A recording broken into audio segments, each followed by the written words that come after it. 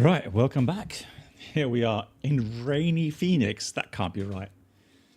Yeah, well, that's what I thought. No, I'm sure that something's wrong with the weather simulation here. Surely that can't be right. Let me just see PilotEdge here.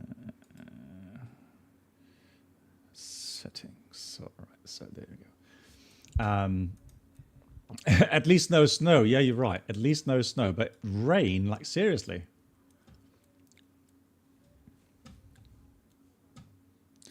Oh, well, we'll check the weather in a minute. Let me just load in the last plan. And we are going to be on PilotEdge. Fly now. Connect to X-plane.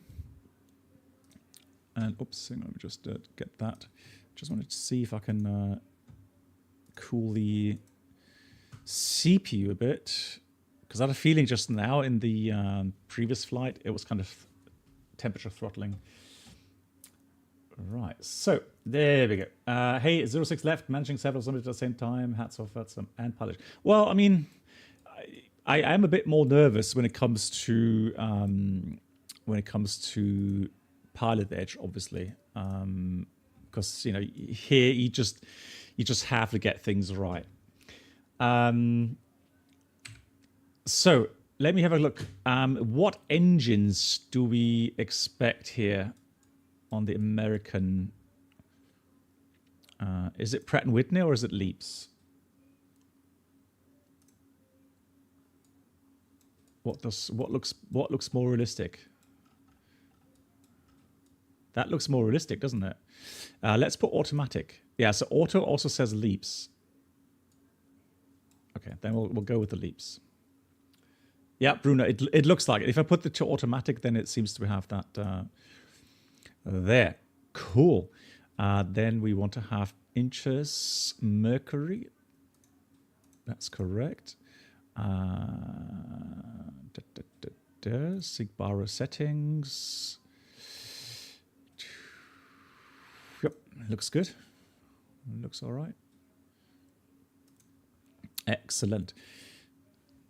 Right, so one more thing to do is make sure that I have the right settings for joystick, Toliss, and joystick Toliss. Fantastic, cool. Delta and JetBlue have Pratt & Whitney, nice. Now, the good thing is, I don't know how you remember that, Bruno. You can ask me in 10 minutes and I will have forgotten that. Sorry to say. Right, batteries on. Now, one thing I do notice immediately, I have not been in the Toliss for some time, but I'd notice immediately that, yeah, the textures are just a little bit lower quality compared to other sims. So that's that. Let me do one more thing, though. Let me just have push to talk.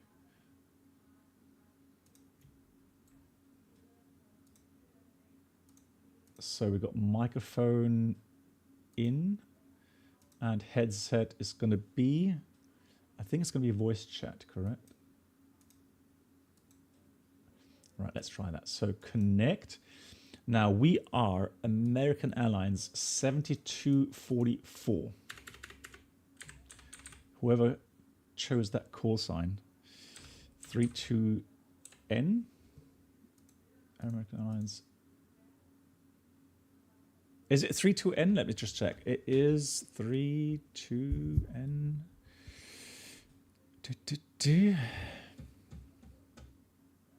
E rudder. E. Yeah, well, I think it's 32N, isn't it? Yeah, let's try that. Unable to connect to simulator. Please ensure the simulator is running and a flight is loaded. It is.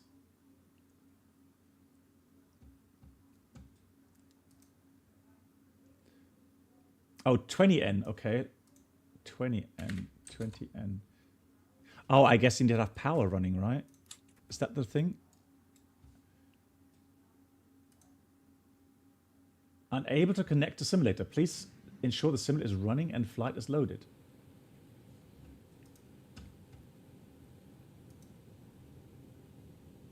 Oh. Ah. Okay, disregard. I think I... Do you have to use this then? I can't remember all the time. Is it?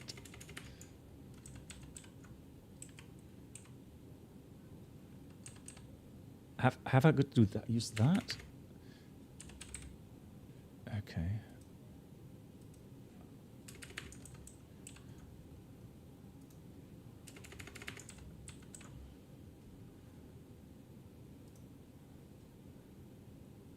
Connected to PilotEdge. Ah, there we go.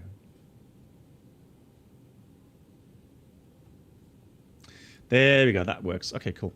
So, so Phoenix. Let's have a look here. So charts. Let me download everything here. So.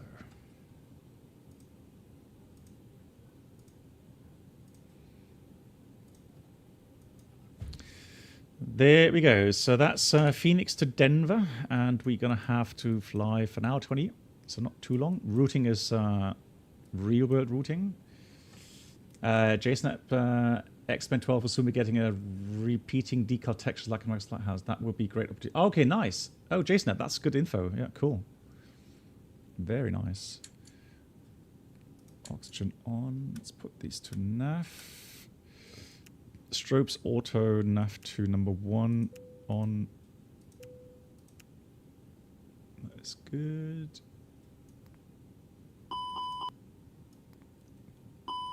Hey Peter, good evening. How are you? Yeah, I'm already going to start the APU here.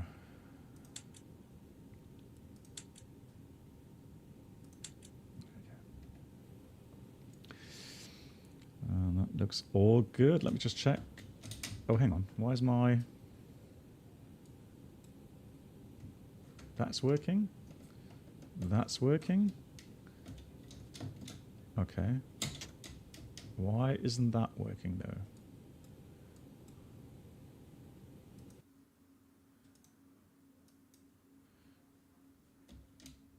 Ah, okay. Interesting. Why did they get rid of that?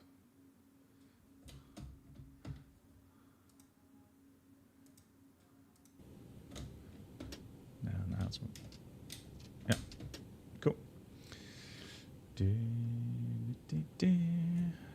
All right, good database. Init request.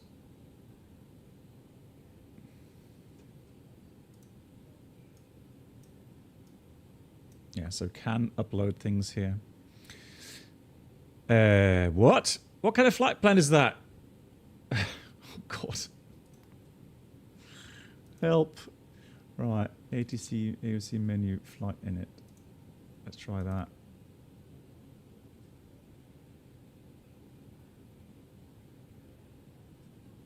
Still the same. Oh, no. Right, it's only a short flight.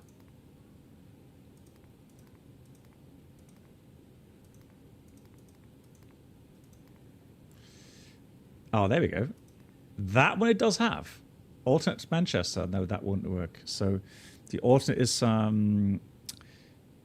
is Colorado Springs. Colorado Springs it is. There we go. American Airlines. 7422. No, 7244. Oh God, this is going to be so bad. 7244. Cost an X7. Level 390. Right, and then I want to set... Now, why... Hang on, have I got wrong sim brief? Oh, I know why. Mark, that was your last flight, wasn't it? Now I know why, because I have Mark's... Hang on, let me just change that. I have Mark's sim brief. That's why.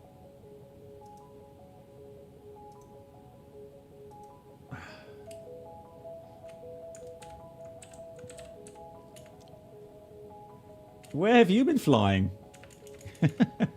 Hang on, what's my SimRoof ID? Oh.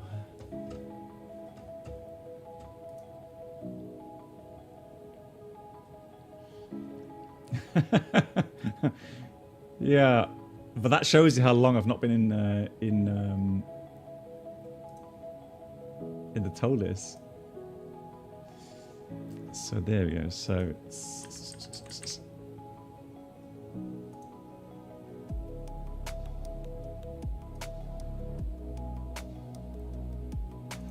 right. So let's try that again. So let's go in it.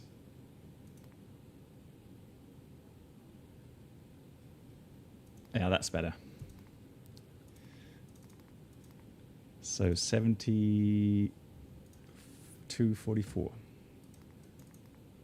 Oh, it has loaded that. Fantastic. So the next thing I want to do is I want to go here and then go to loading. And then, so 0 fuel weight 61.657, that's correct.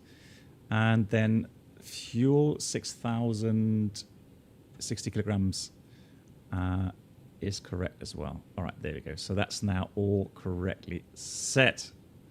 Excellent. Cool.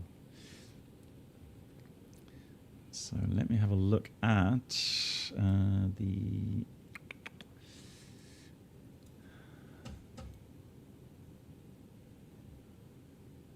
weather. So Simbri fetch meter PilotEdge. So PilotEdge here says Phoenix Sky Harbor information is India. Arriving 7 right and 8, departing 7 left and 8. 7 left and 8. Okay, so let me have a look.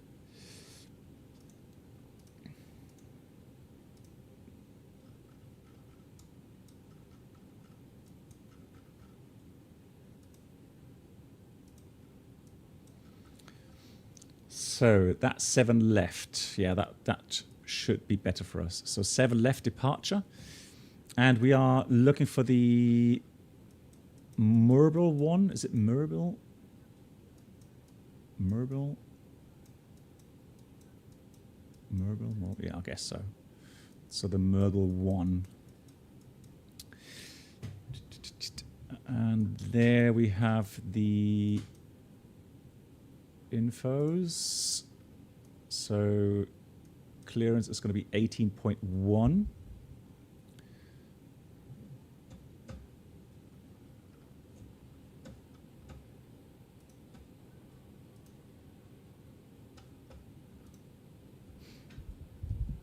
Yeah, JSnap, good luck on that. Yeah.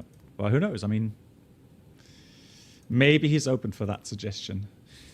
So let's go. First of all, let's have a look here at flight plan departure 7 left. That's going to be the Murble one. And the transition is going to take us to Uper. Uper it is. From Uper to Schnapps. Is that called Schnapps? That would be hilarious. That would be so cool. Schnapps. Arrival. Ships. Oh, okay. What was I thinking?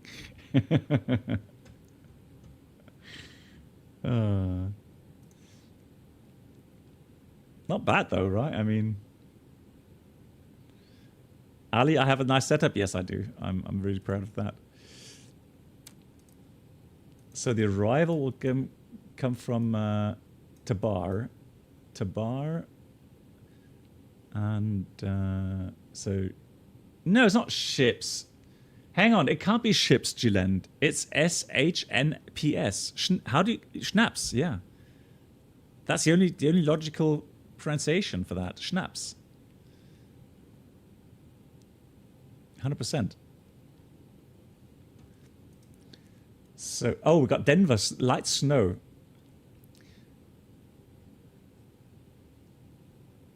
Okay, we'll see if we got snow in Denver then later on. -2 degrees. And Denver is landing, arriving 34 left, 35 left, 35 right. Good God. So 34 left, 35 left, 35 right. I guess 35 left or 35 right. Usually I would imagine 35 right is for landing then. Let's try 35 right. Bob isn't here, so Bob can't tell us. So 35 right. And we're going via the Tabar, whatever you pronounce that, Tabar 3. And it should take us via Schnapps. Do we have Schnapps in here? No, Schnapps we don't have. But I just saw that on the arrival routing. Schnapps.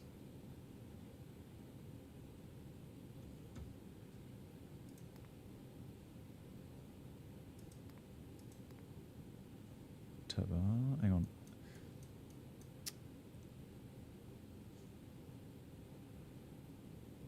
Yeah, it's a German Schnapps. Schnapps is Schnapps. I mean, it's German. So that's why it made me laugh there.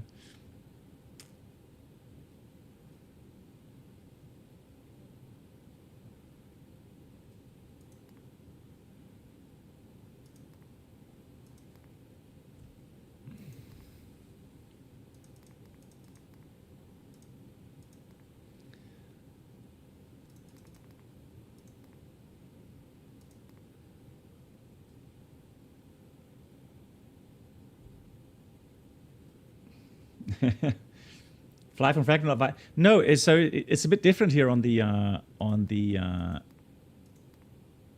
arrivals. So let me have a look. No via. Then let me have a look at Bro Schnapps. Okay, let's try that. There it is. Okay, found it. Thank you much. Yeah, thank you very much for that. So I keep forgetting that. No, via Schnapps. So the route takes us then, look at that. So Mobile, Yotes, Ypres, Schnapps, and then on to the arrival. Bro, Tabar, and so on. So Lifty first. Yeah, that's all correct. Cool. So init A page, init B page, alternate fuel required is 1.8. Love how little fuel you always need here in the Neos. So 1.8. Let me try to load the wind data. See how that works. Next phase. Yeah, nice. Got some wind data. That's good. So that's in.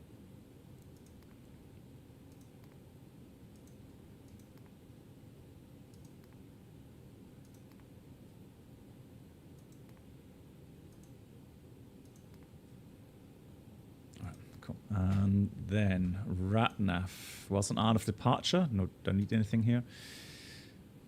So B page, flight plan page, RatNav. Going to copy the active secondary flight plan, and then if anything goes wrong, we'll come back to Phoenix. Phoenix will take ILS 8, insert. And that's fine. So last thing to do is performance. Now let me try to uplink the performance here. So uplink, let's go with 7 left, 18 degrees. 18 degrees it is, and the altimeter 2974 at about 900 feet. Is that correct?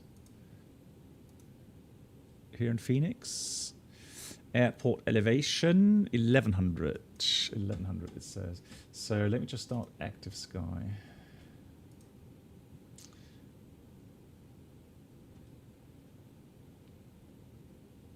Is it a 3.5 left, Darren? Okay. Yeah, we can change that later on in flight. Shouldn't be an issue at all.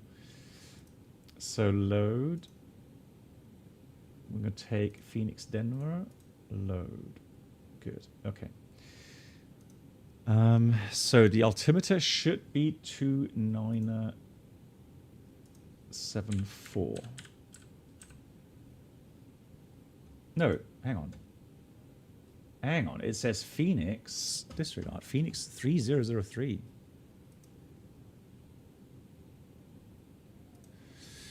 It is 3000 actually. I don't know where it got those values from.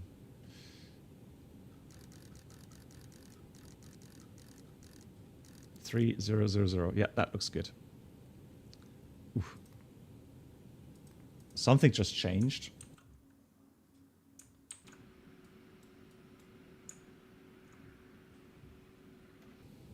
And it still says it's raining. I can't find anything on the ATIS. It says 10 miles, no wind, scattered 4-4, 90 degrees. It doesn't say anything about rain. And in active sky, it says the same. It's just partly cloudy, no rain. That's so strange.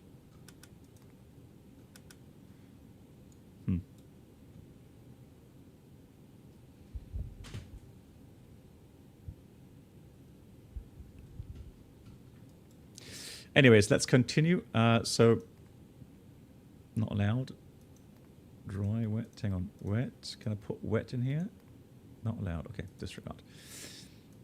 So, we'll take that then. Takeoff weight is... Let's check something in here. Takeoff weight is 67.5. Yeah, that looks good. So, let's request that data. Rain will be addressed in the next release. Okay, so if it's a general issue then in XP12, is it? Okay.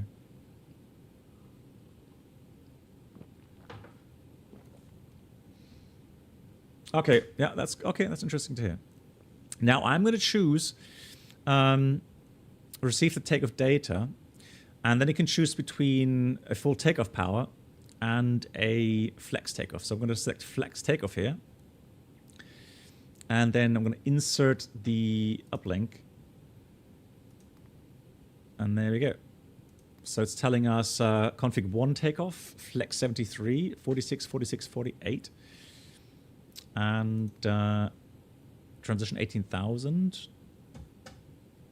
Pretty happy with that. Let's check airport infos quickly. Phoenix.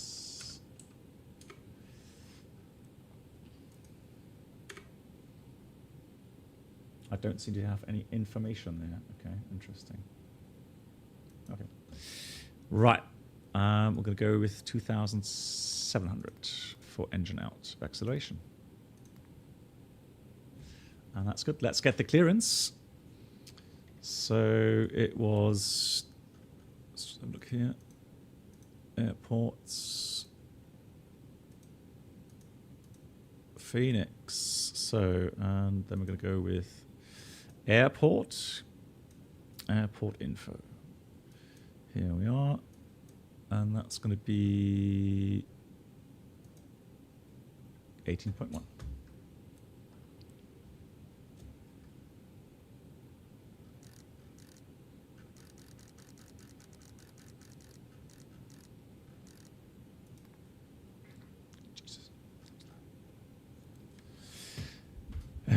Do I get pen and paper, or shall I just write it down? No, just right here.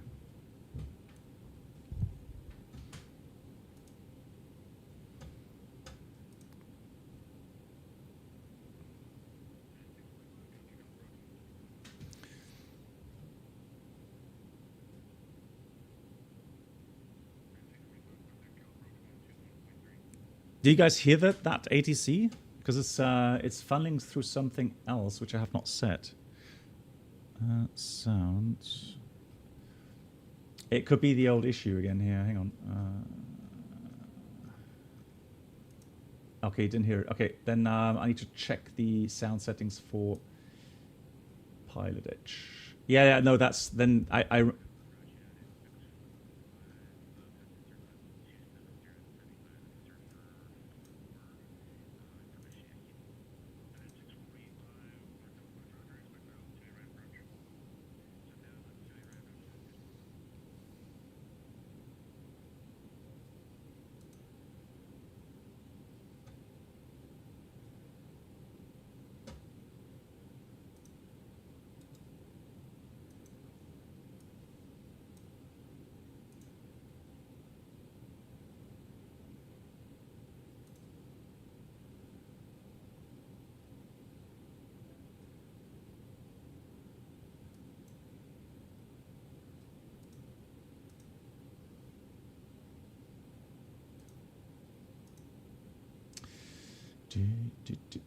Yeah, I remember that was the last time we had the same kind of issue at some point.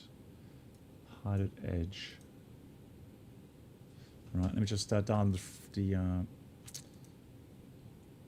ATIS real quickly. That's 2757. 2757.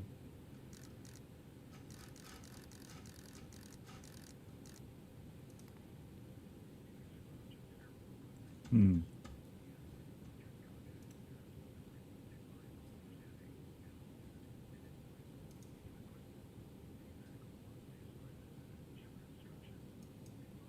Ah. Hang on. That's the problem here. 205 on There we Zulu. Windcom. Visibility 10. 4,400 scattered. Temperature 19er. Dew point 6. Altimeter 3000. Arriving runway 7 right. 8. Departing runway 7 left. 8. Visual approaches in use. How loud is that for you runway guys? 7 right and ILS runway 8 approach in use. Simultaneous approaches to parallel runways in use. VFR departures contact clearance delivery. Advise on course heading, Okay, altitude, perfect. Cool. and if flight following is requested. Read back. Nice.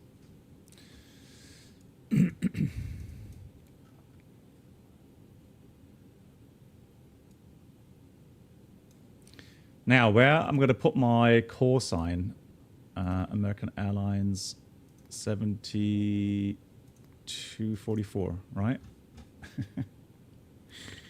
Oh, I should really choose easier call signs. Phoenix clearance, good afternoon, American 7244, requesting clearance, please.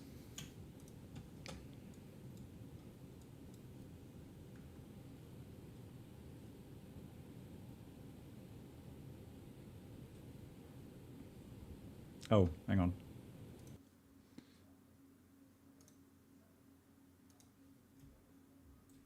Ah, you see, that's the thing. PilotEdge. No, ATC, isn't it? ATC 1 or something. ATC.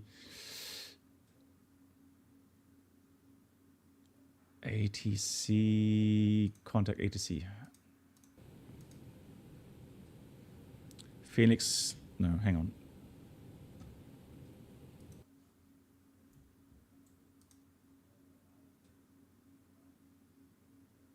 There we go, that's it, contact ATC. Phoenix delivery, good afternoon, from American 7244, requesting clearance, please. American 7244, Phoenix clearance, good afternoon, cleared to Denver Airport. Mr. Bill, 1 departure, U for transition, that is filed. Climb via the SID, squawk 2572.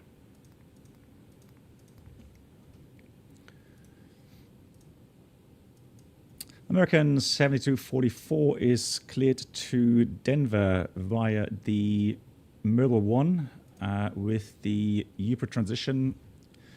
Climb by the SID and squawk 2572. American 7244, read back correct.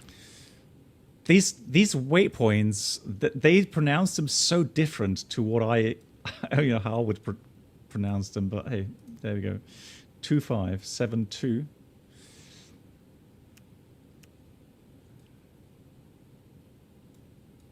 Actually, let's just check that we have that. Cool. So as briefed, Yakima Tower, November 6419 uniform, reporting 2 mile final for runway 27. but let me just quickly have a look again at the departure. So we are flying the Mobile 1 on of departure. So we're going to fly initially from 7 left, heading 078, 6035, then direct to Sparky, left direct to Goalie, at or below 9,000. So we are going to be cleared via the SID.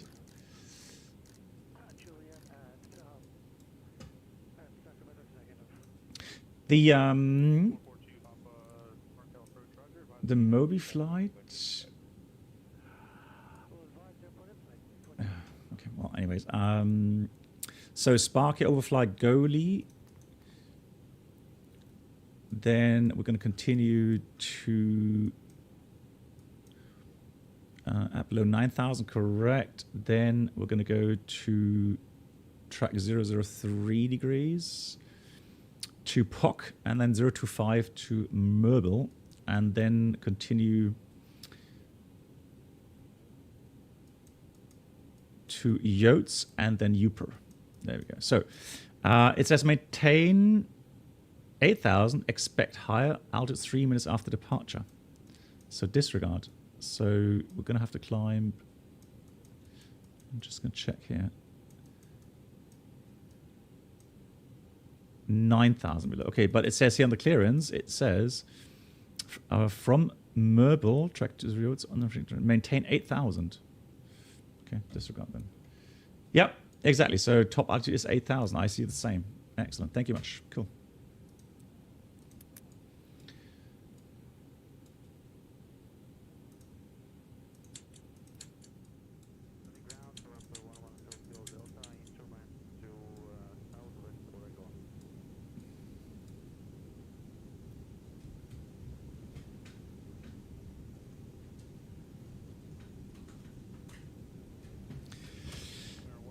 So let's read the cockpit preparation checklist. Gear pins covers removed. Fuel quantity is 6,020 kilograms balanced.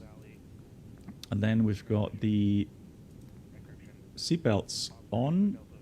ADIRS.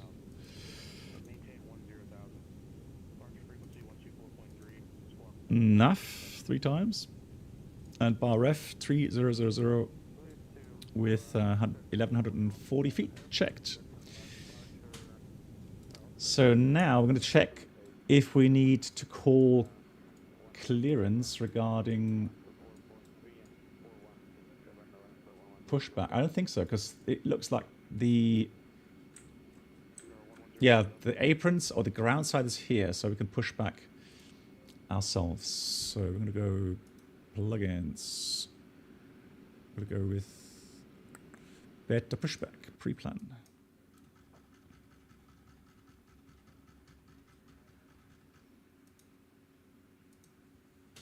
Ground to cockpit, plan acknowledged. Call me through the menu when you are ready.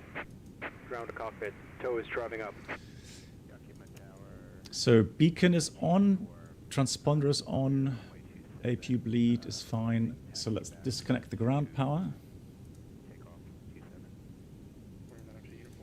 And shocks off.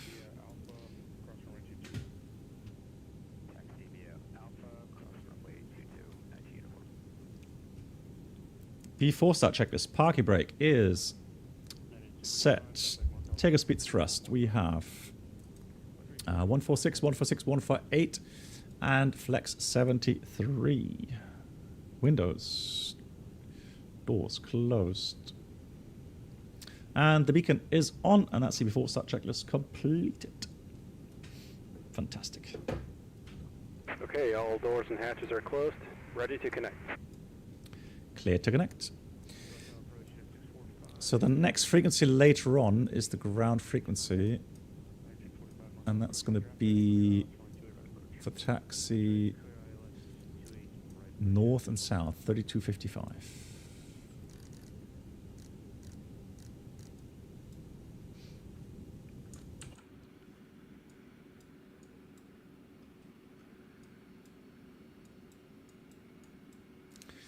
So the leaps don't have that cooling cycle, that they can start up really quickly.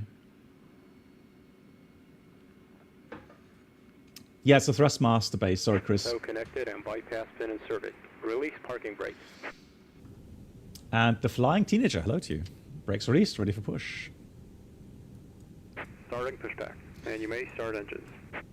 They motor a little bit, but not as much as the Neos. Okay. Okay, let's try that. To start.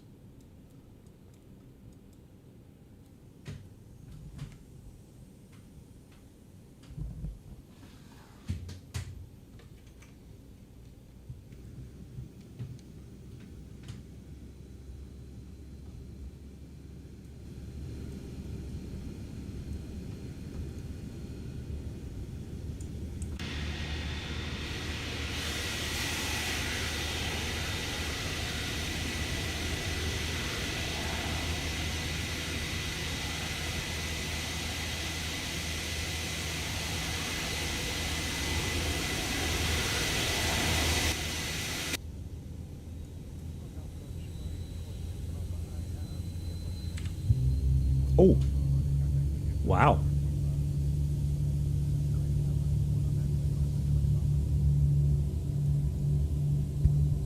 Interesting bass sound. Didn't expect that.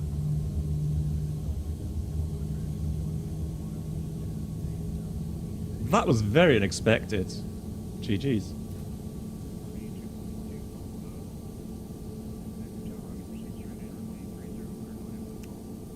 Is it really in real life as well? Okay, again, I've never seen or heard a leap. What jets have you flown in your career? Hang on, let me just give you that text that I have. There we go.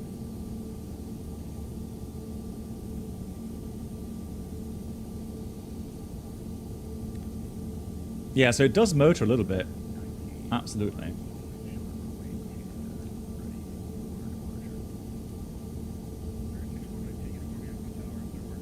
Here comes the fuel flow.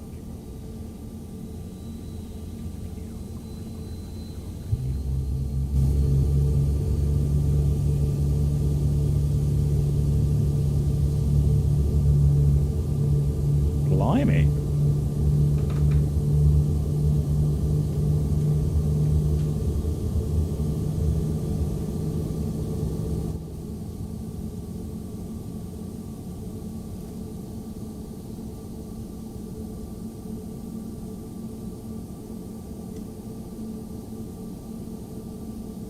Operation complete. Set parking brake.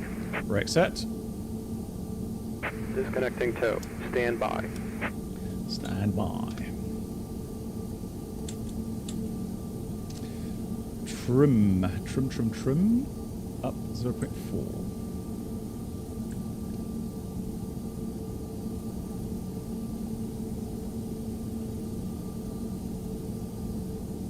Flight controls. Up. Down. Neutral. Left. Right. Neutral. Rather left. Right. Neutral.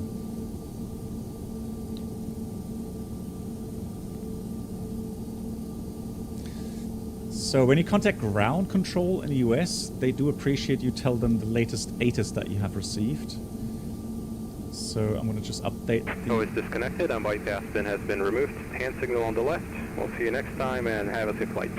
Have a nice day. Thank you much. So it's Information India.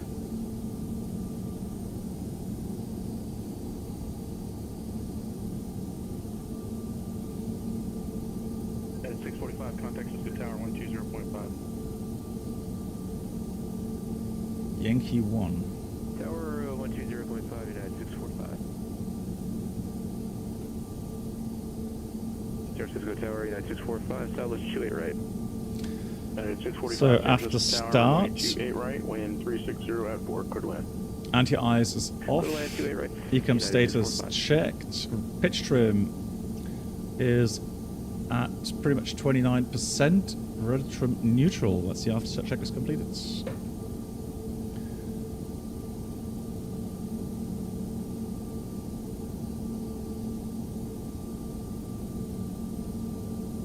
Phoenix ground, good afternoon, American 7244 at Yankee 1, request taxi with India.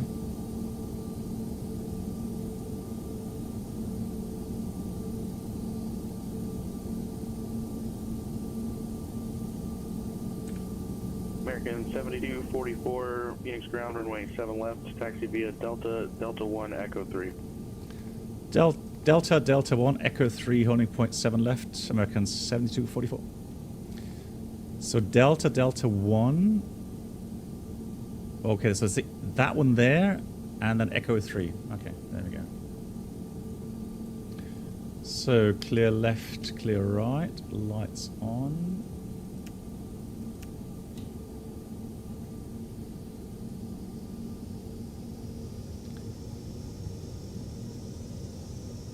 Brake check.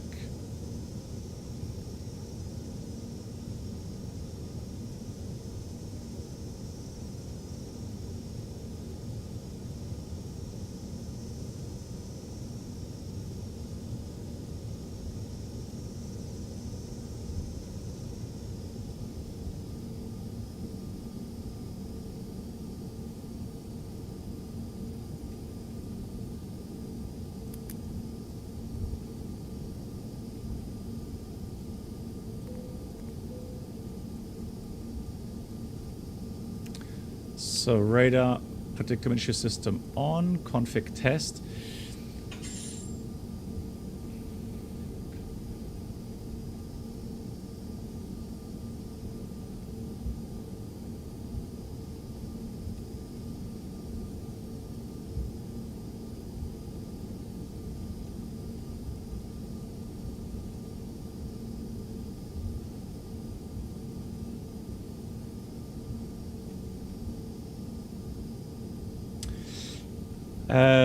Did 330 drive the great when you have new engine type 6 long to start. Yeah, I had a similar video at some point regarding the bowing of the shaft of the engine and so on. Yeah. Do you ever use the Toliss 747 Concorde? I've not flown them for quite some time, but I have both of them, and I have flown them in the past. It's just one of those things. Rope on the ground, November 110 Kilo Delta. Where GA parking. Request taxi. We just need to practice, you know. For 110 Kilo Delta, after ground standby.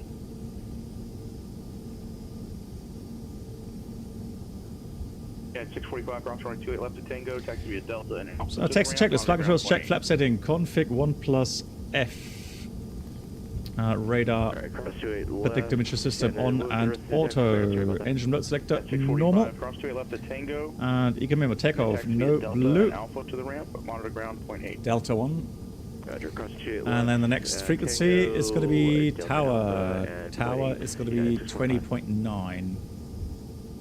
Number 110 Kilo Delta, runway 14, taxi via Alpha. 14 taxi via Alpha, November 0 Kilo Delta. Vic, well, welcome to the club.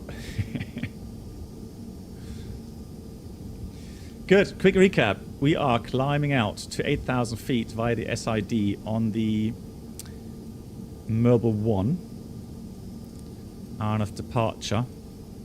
And we're going to contact departure 19.2.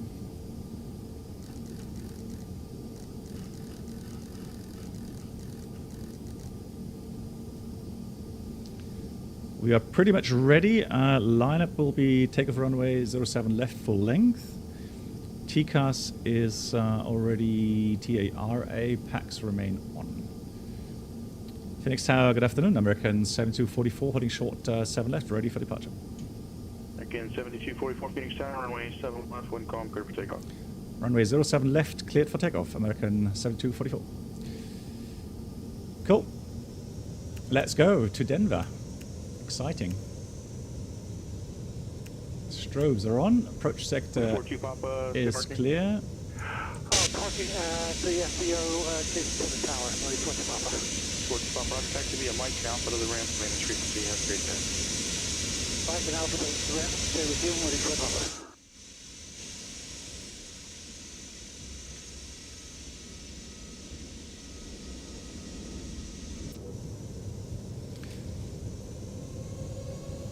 Ooh, that's weird. That's a really different.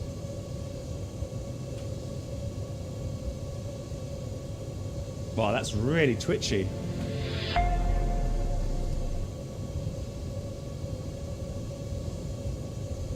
Let's go. Take off. Manflex 73 SOS runway auto thrust blue. Thrust set.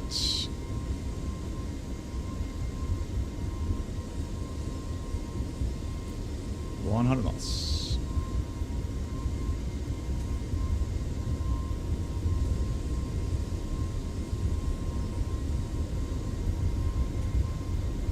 V1, rotate.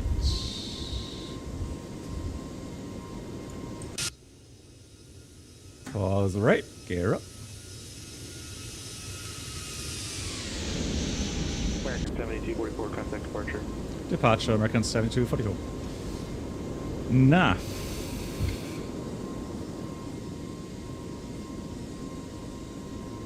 Phoenix departure, good afternoon. American 7244 passing 1,800, climbing via the Merble 1. American American 7244, Phoenix departure, radar contact, climb and maintain flight level 210. Climb maintain level 210, American 7244. So he didn't say via the SID or anything, so there's no restrictions regarding altitudes. We will maintain the speed restrictions, of course, but climb level 210 means we climb now. So I am going to pull on open climb.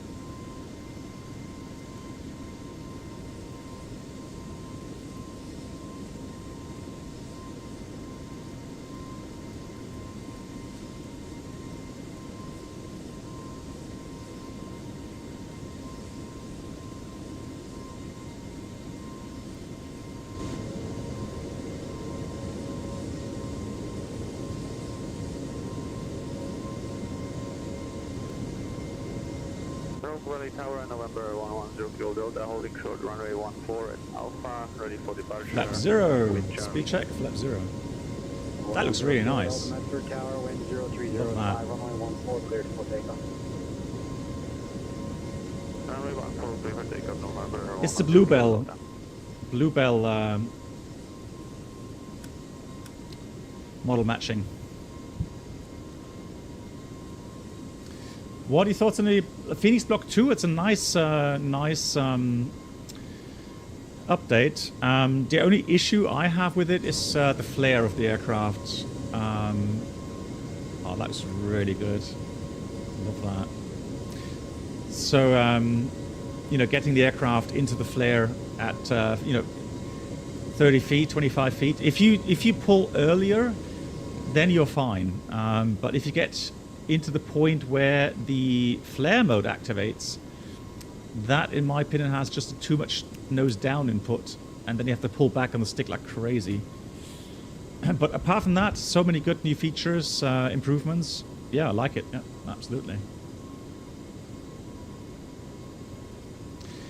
Yeah, so I've had people contacting me because I made a video about this, and I've had people contacting me saying, oh, you know, that streamer says it's all normal and so on. And so I say, well, yeah, if you pull above 30 feet, so before the flare mode activates, yeah, then the nose will come up as it should. But if you are, you know, pulling where you normally would pull at 30 feet, then yeah, you really have to pull back.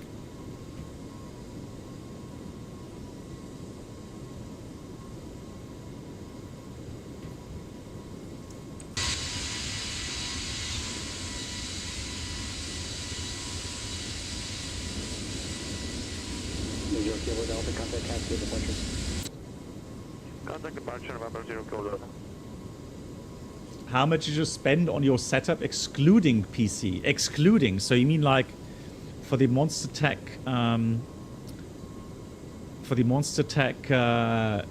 simulator setup? A lot. Now I can't disclose exactly.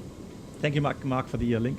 I can't exclude, or I can't tell you exactly how much I spent because I got partially sponsored from Monster Tech. But the setup itself will put you back a good 3,000 to 4,000 euros with what I have. 10 Kilo Delta, 3,600 feet, climbing 10,000. For 110 Kilo Delta, Cascade departure. Why did you do the brake check? Well, you just make sure that you're, because in the Airbus there's so many computers that you know monitor and also activate so many different systems. You want to make sure that the brake pressure is available from the green system, because if the engines are switched off, it'll get that from the yellow system. But if you switch that, well, if you switch the engine on, left engine, then it will normal braking will go by the green system. Now, if there's any problem with that switchover or any other issue with the brakes, then you know by doing a brake test, you can make sure that everything's working as it should. Whose scenery is that? Well, I mean, it's a payware add-on, Phoenix Airport. I don't know exactly who made that, but the rest is ortho sceneries.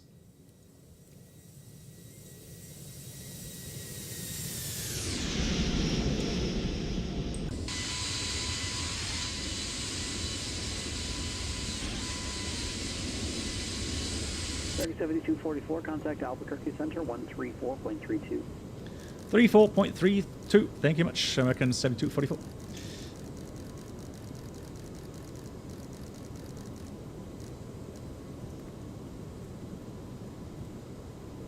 So I guess they have a change in controllers. Albuquerque Center, good afternoon. American 7244, passing 17,000, climbing level 210. American 7244, Albuquerque Center, climb and maintain flight level 390. Climb and maintain level 390, American 7244.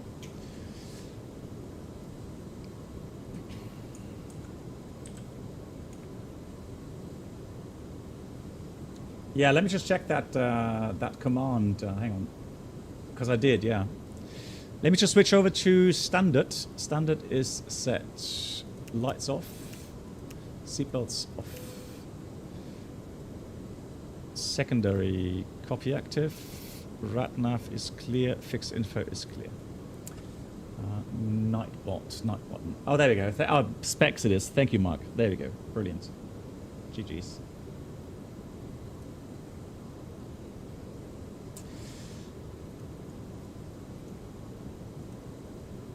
There's a DC-8 Captain seats in mint condition on the eBay right now for $800 shipping. Yeah, well, that's a fair price, I would say.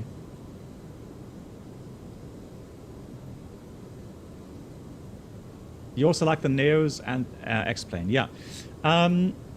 So, yeah, I'm hoping. I mean, I'm hearing more and more things now about the update X-Plane 12.10, and so it's going to improve visuals, or at least give the add-on makers the tools to make better textures and so on, or at least program it better here in X-Plane. So I think things will improve for the X-Plane 12, yeah. Also, they've got updates regarding aerodynamics, weather, yeah, all kinds of stuff, yeah. Data love. The 22nd Airbus add-on will be arriving soon in Microsoft Flight Sim, yeah. The big thing, you know what? I have no doubt that they will make a good quality add-on, at least to please the normal flight simmers. I mean, you know, so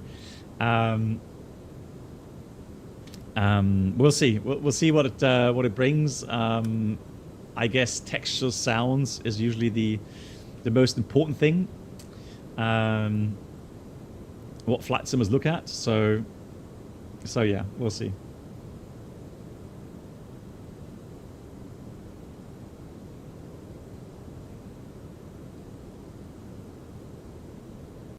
Have faith, yeah, Bruno.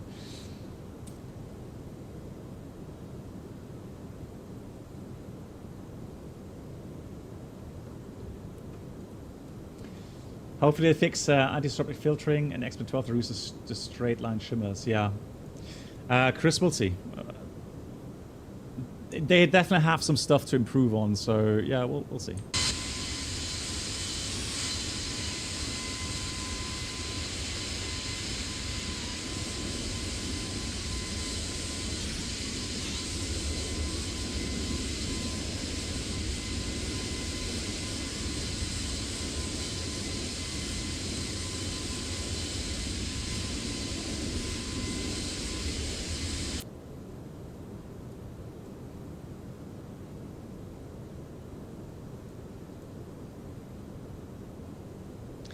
Now, have a look at how we're getting a little bit of turbulence. So have a look now at how the aircraft behaves. You see, like it's like a little swing. Right? It's not going left, right, left, right, left, right. It's actually just, you know, moving like a leaf in the wind, right? So that's more realistic than what we have in Microsoft, for example.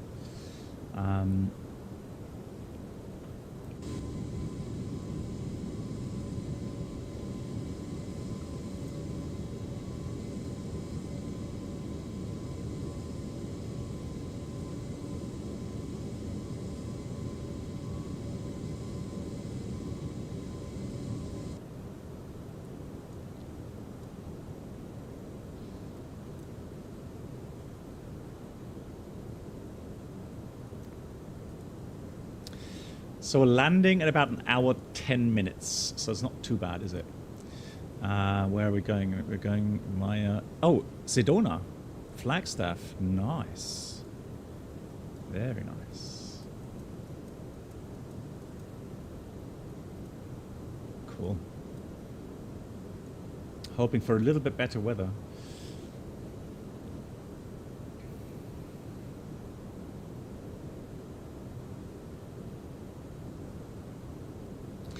So the previous flight, we were flying the XX737. I don't know how to describe this. But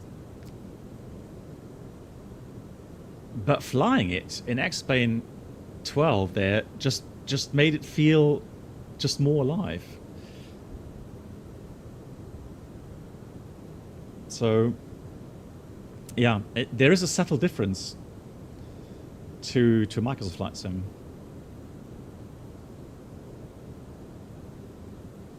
Yeah, it is the Flight Sim project, yeah. Exactly, BMW, yeah, exactly that.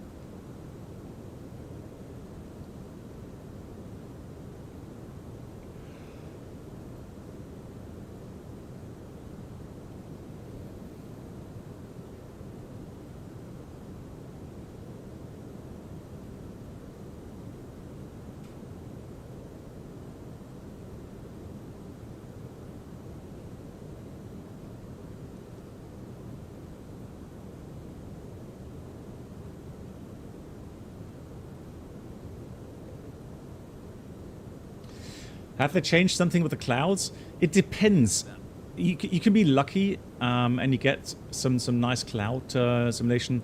But right now, I think the bigger change will come with X-Plane 12.10.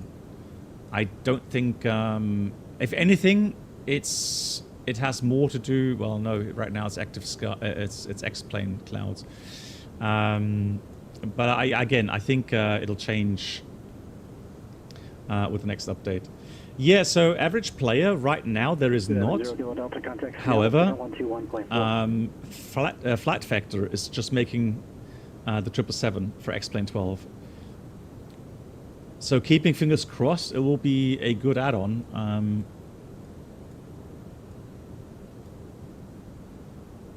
We shall see. And apparently it's not long until the beta release, so...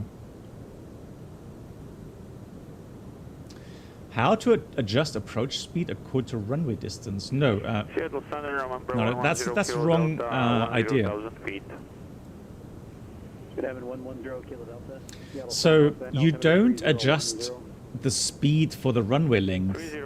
No, in the jets, you fly the speed that is correct for your weight and for the ambient conditions, temperature, pressure and so on. So modern FMS will give you the approach speed as you enter all the data, and that's dependent on, like I said, weight primarily, and then depending on wind it may change the approach and so on. So, but what you have to do in order to check if you actually can land on that runway, you need to compute your landing distance requirements. And with that, someone was saying, hey, which runway? 35 left, I think someone was telling me. So that's the wind, temperature, QNH, and so on. I'm going to put this to wet runway, anti-ice, engine anti-ice on. Landing weight, I would imagine 3.1 remaining, about 1.6 less. So let's put 55 tons for the landing weight, 65 tons. So let's put 65.0. Landing config full, air conditioning on, approach speed as it is, reverse on compute. So today, for example, in Denver, with those settings, we'll need about 2,000 meters landing distance requirement. So 2,058 meters. So we have a margin of 1,600 meters. So that's what you have to check. And then you fly the approach speed as the aircraft or the tables, whatever you use, gives you. Average player has been away from simming for 3 years. Nice, yeah. Things are really moving in the flight sim, at least X-Plane and Microsoft. Yeah, so BMW Charlie, so without making, I'm not affiliated with Thrustmaster, although I will disclose that they have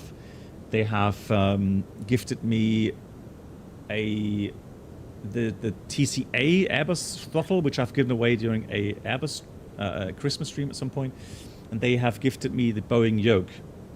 So the Boeing yoke, and yeah, at the moment that's the only thing I'm using from Thrustmaster that I was gifted.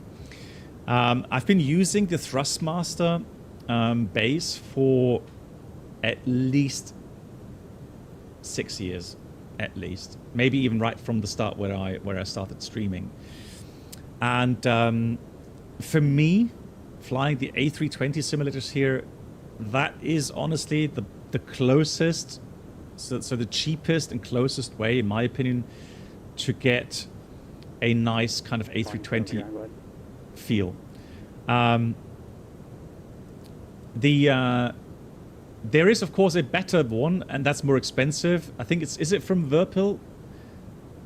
Well, actually no, there's another one. 903 Echo. There's another first, so their contact clearance delivered with your request. Another stick, a base they bring out where you can actually manually change the resistance. And apparently that's ultra realistic. So you can set pretty much the same settings as a 320 stick, including dampening and so on. So that's something. There are possibilities to get very close to the real stick, apart from buying a £1,200 or €1,200 or even more A320 flight stick setup. But yeah, if you look for the normal, consumer flight sim enthusiasts, I think the best setup you can have is the Thrustmaster Author base. And then if you really want to have a kind of a 320 stick, then the FS Project is fine. Yeah, I'm very happy with it. I've been flying it for a very long time. Yeah.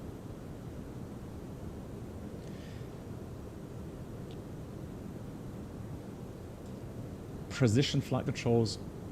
Oh, FSC in Italy. Okay, interesting. Hey Adrian, evening. Using any Scalaki hardware at the moment works nicely. Yeah, so I need to try to get that working again in the Toliss. But yeah, I've not been using these Scalaki. Request Arno Zulu runway 5 from the runway. Yeah, 06 left. I know.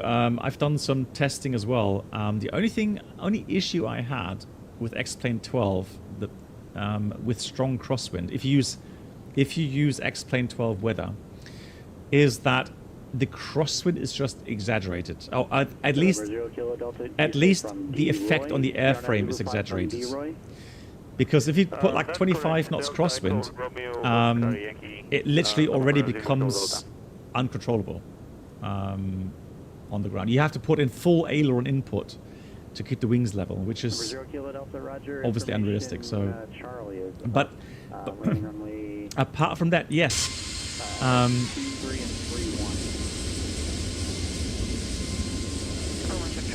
Let me just have a look here. I'm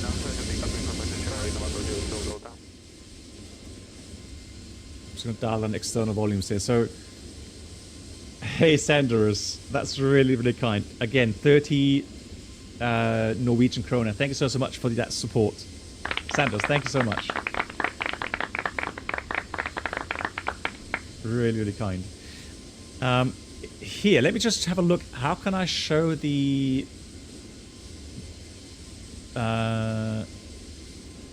how can he show... There was a command for showing lift vectors, for example, on here.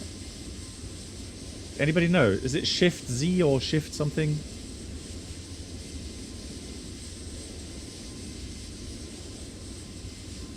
That was only XP11? Really? I thought that was here as well.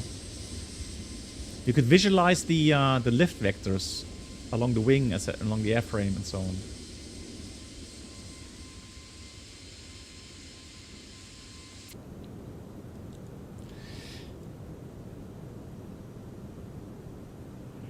Center number 110 Kilo Delta, Confirm information, Charlie.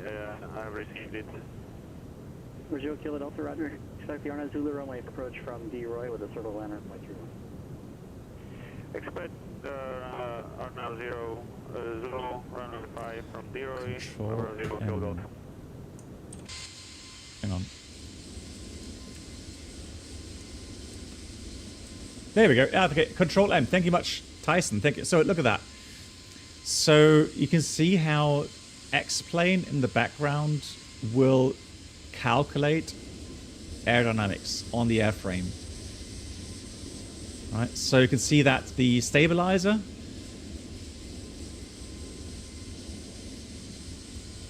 although it can't really, well, it's supposed to show a little bit of downforce. And here you got the wing with the lift vectors. So the biggest lift being created obviously towards the fuselage. And you can see the side forces, the drag, and so on. So yeah, the fuselage creating most drag, obviously. But also, depending on the lift that's been created, that creates drag, form drag, parasite drag, and so on. But yeah, so in the background, it does calculate these things. So you can see all the different data points it does. Yeah. Hey Sanders, hey, I'm doing well. How are you doing? Nice to see you.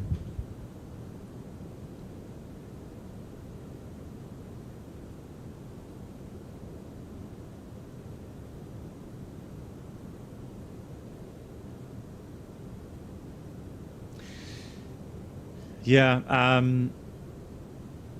I think one of the biggest challenges for X-Plane is the visuals. So, you know, it will always be compared to Microsoft 2020 or 24 regarding visuals.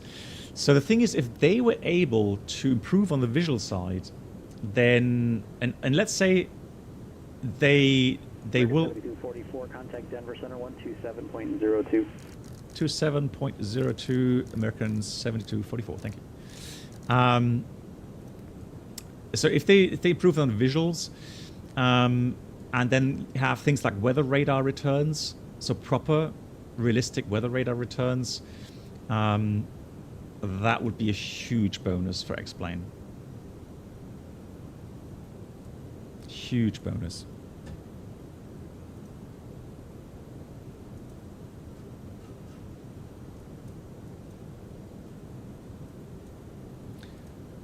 Denver Center, good afternoon. American 7244, passing 380, climbing 390. American 7244, Denver Center, roger.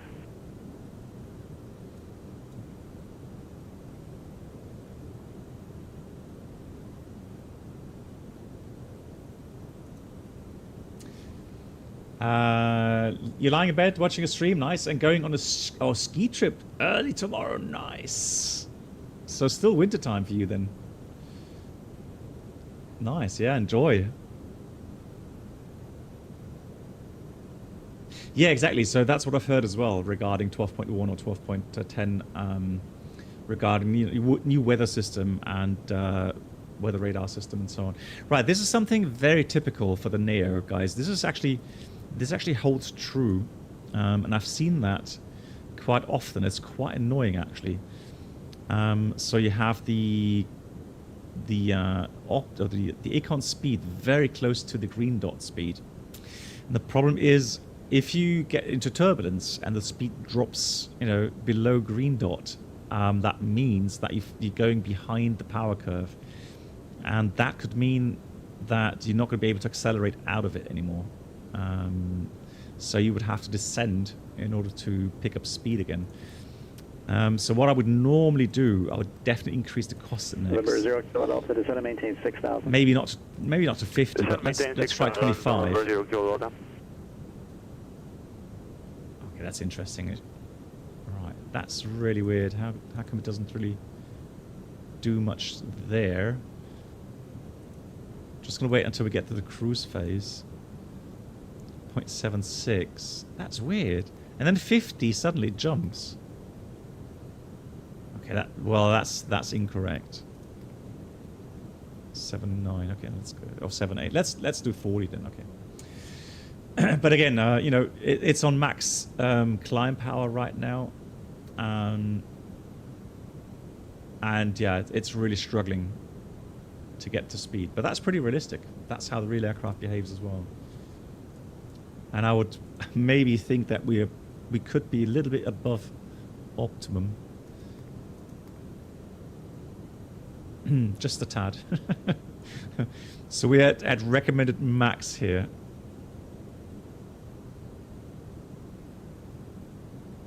Right. Don't show that to my boss.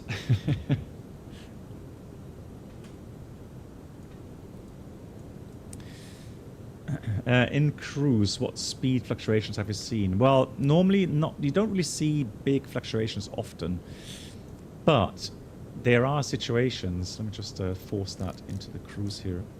There are situations where, you know, over mountains, for example, you get these lee waves, and there you can actually have quite strong speed fluctuations. They can go. I've seen them go 20, 30 knots. So either putting the aircraft into overspeed or actually into low speed, the low speed band. I've had that happen. I've seen that. It's not nice. It's it does cause a little bit of hectic reactions.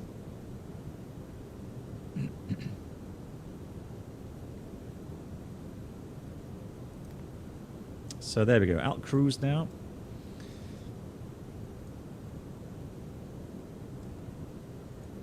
That looks good.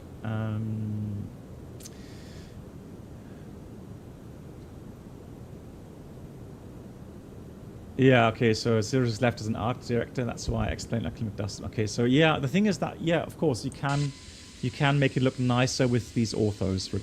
Oh, hang on.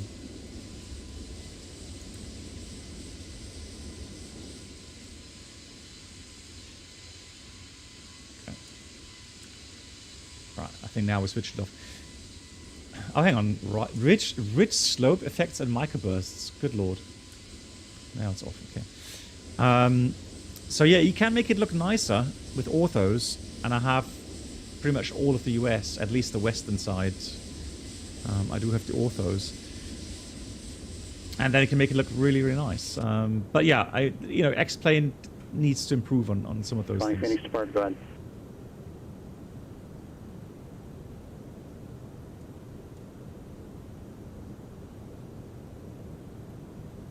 Scottsdale's not tapped on PilotEdge.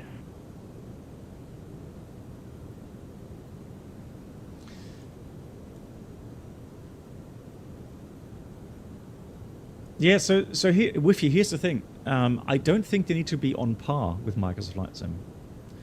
Right? I don't think they need to be exactly on par, but they need to improve to a point where people will not see this as a big, you know, issue for them. And then they will.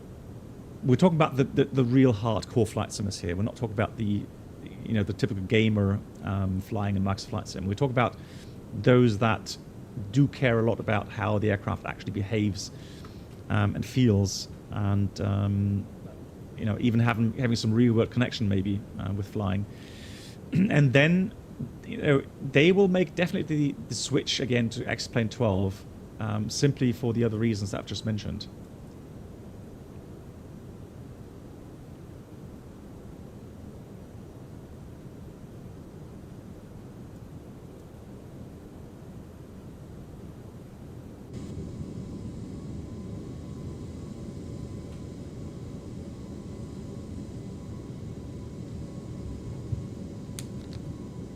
November 941 Tango, it's quite a bit of static on this frequency. Why don't you try me on 122.2? That'll simulate a phone call to the yeah, radar waves, facility, and we can get you taken care of there. Waves, I think so too, yeah. It has improved in some regards. Diamond 0 Kilo Delta and cross D-Roy at 6,000, clear the RNF Zulu, runway 5 bridge. But from what I'm hearing, 12.1 looks promising. Cross D-Roy at 6,000 and clear runway Zulu, runway 5 approach, November 0 Kilo Delta.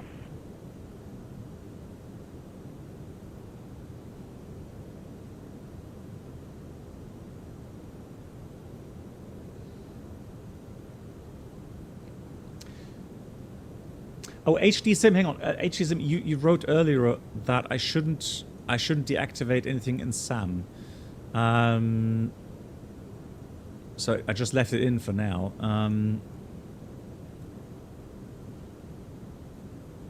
But you say that they will make it more compatible with XP 12.1 then.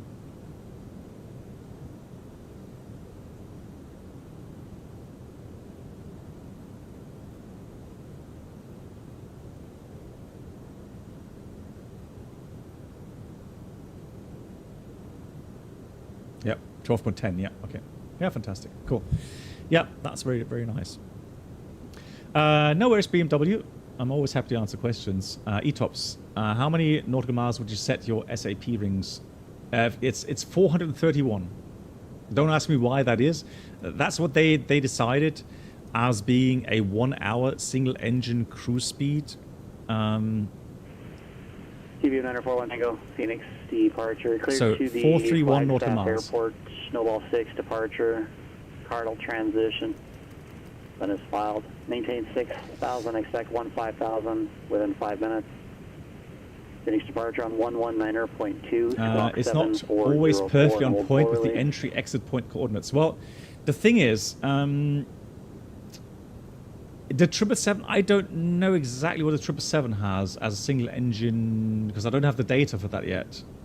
Maybe someone else knows. What's 1 hour ETOPS range in the 777? TV 41 Tango, read back correct. Hold for release. Just give me a call back short of the runway first line when you're ready to go.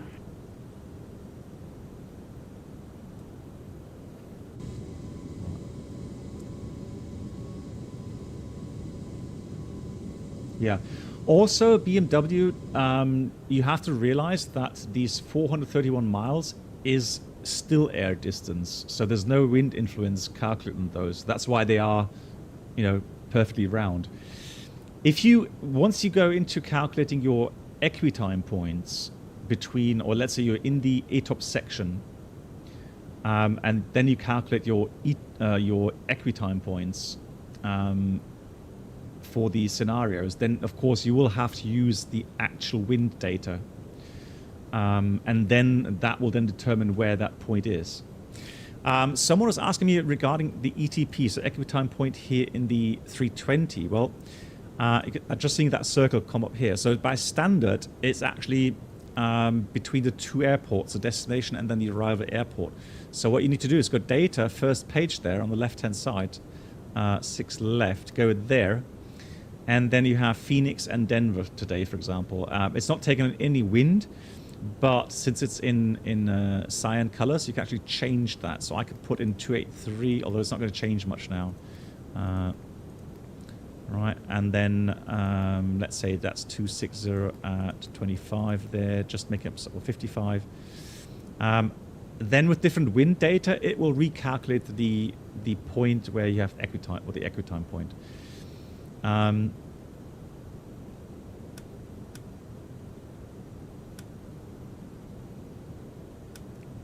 now, there we go. So right now we'll be right over that with that wind data. You can also put in, you know, different fixes, different en route airports or whatever. So that's totally adjustable. And yeah, so if you fly across the pond with the A321NEO, for example, you can actually, yeah, have that equitime point calculated. For us, while doing dispatch, or dispatch will actually calculate those values for us, including the fuel values required at these points. Can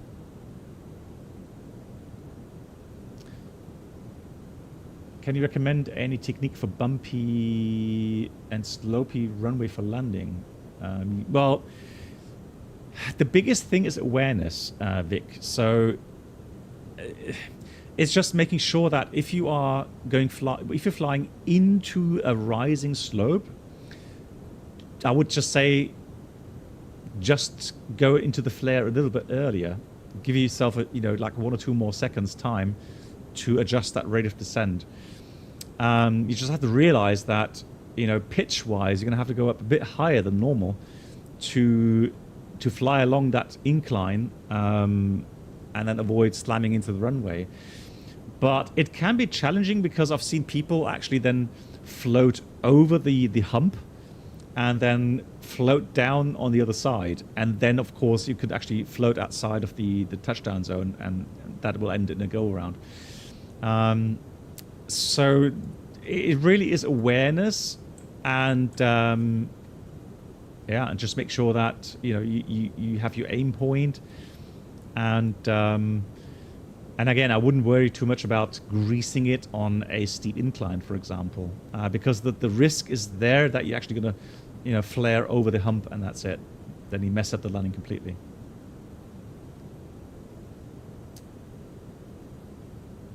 Yeah. So Adrian, I think they are aware of those issues, and yeah, it's a shame it's not fixed by now, but we'll see. We'll have to wait and see until the next versions come out. Some weird tiles there. Okay.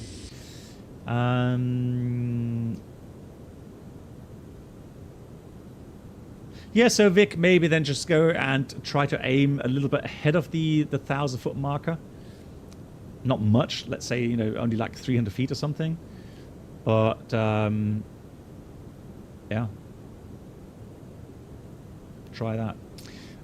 Simric gives me the distance to entry point, which is about bang on, but then with the exit point, since it's using the last ETP, I don't have the distance of the airport used for the exit point. Okay, but SimBrief, I mean, SimBrief does give you coordinates, doesn't it? So it's like you're having issues drawing that point into the nav display, or what exactly is the issue?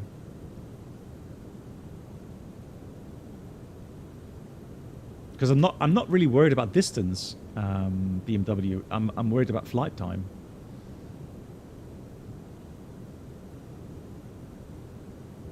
Jan, thanks so much for watching. Have a great weekend. Good night. Good night. Here's Schnaps. That'd be so funny if they actually used that. Right, we'll go fetch the weather one more time here for Denver. It's just getting dark already.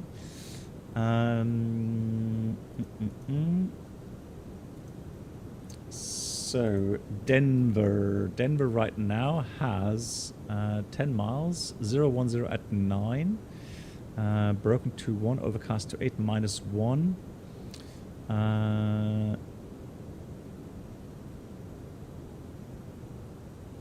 So right now they don't have any snowfall, it seems.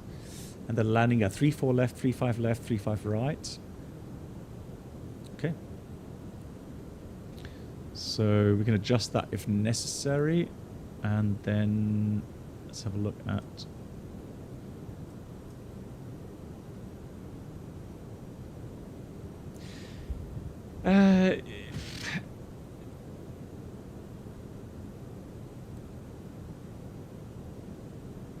So 60-minute give or take is fine. Well, I mean, if you talk about ATOPS, it's 180 minutes up to 180 minutes BMW.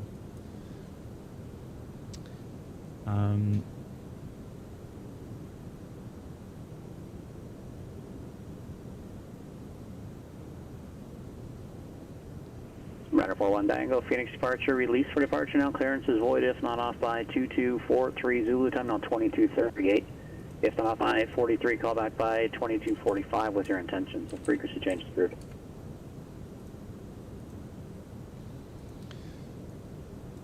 I know it's a very, very theoretical topic. 0 Kilo Delta, contact North Bend at Tower 118.45.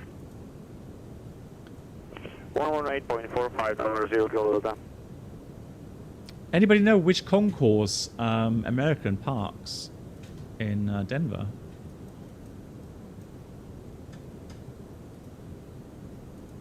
Let me see if I can find that. Denver American Airline.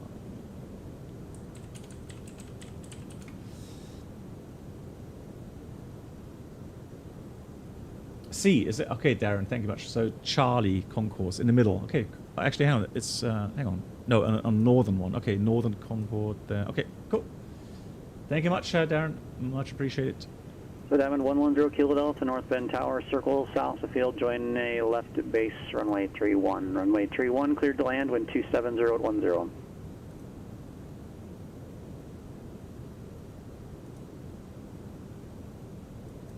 So that's 35 left. Hopefully we get 35 left. We'll have to look and see. The approach arrival. That's the... Good Lord. Tabra 3 arrival. That was our arrival. So let's just check the routing there.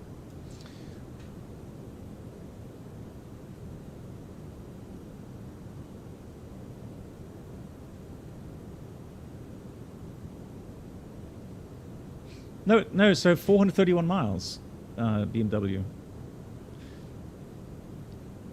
So that's literally that's what the legal requirement is, and that's all you have to worry about really, because then when you are outside of those 431 miles, you will enter the ETOPS section, and then ETOPS is 180 minutes maximum to your alternate airport en route, and then you just have your equitime points between those alternate airports for ETOPS, and then you calculate these scenarios, engine out, and decompression, and so on.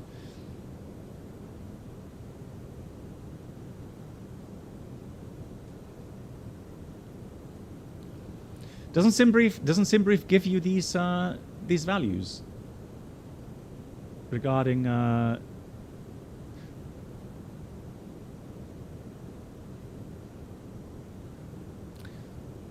so schnapps? I love that. So schnapps, and then bro, 70 above, cool. Then we've got Tabar, T-bar, T-bar, oh, it's T-bar. Is it T-bar? 200 to 220, that's correct. Then you've got Monarch, I don't know. Monarch 250 to 17,000, correct. And then you have how would you pronounce that? Oh my god. Anyways, 15,000 below, correct. Kush is okay. Kush to 10 and at 14,000 exactly, correct.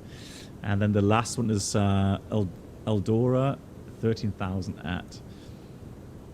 And from there, it says, yeah, Eldora, Carvey, sorry, Drum. Oh, hang on. Radar 41 Tango, Phoenix departure, radar contact, 13 north of the Phoenix VOR, Scottsdale altimeter 3001, climb and maintain 9,000.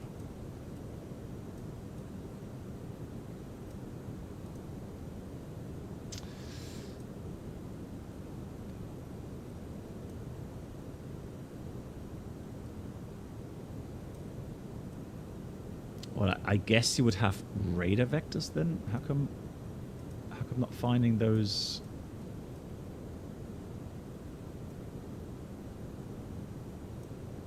Fronts. Oh, it's on the final. Is it? Hang on. Drum. Right, I'm lost. Oh, I've got 3-5 right. That's why. Just.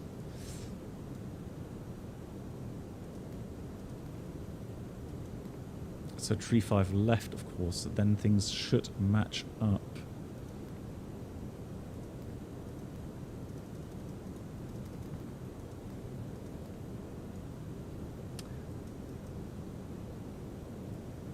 Yeah, it shall be okay, and I guess that would be radar vectors then. Right, gotten dark now. Blimey.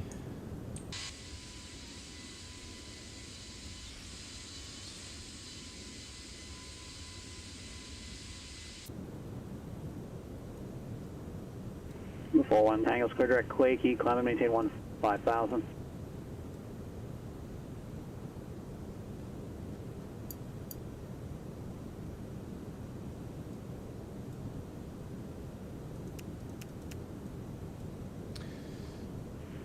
Diamond 0 Kilo Delta left at Bravo 3, Bravo to the ramp, and monitor ground 127.1. We'll see you.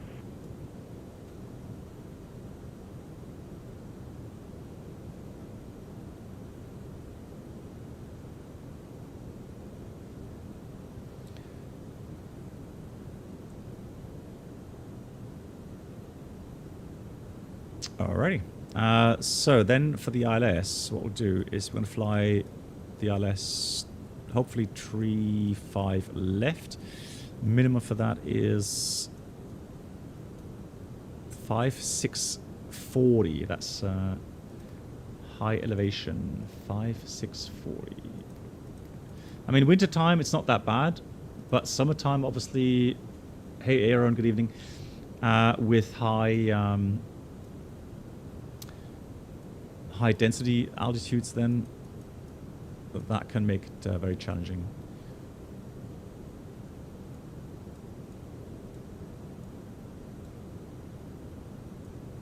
So the altimeter was 3017.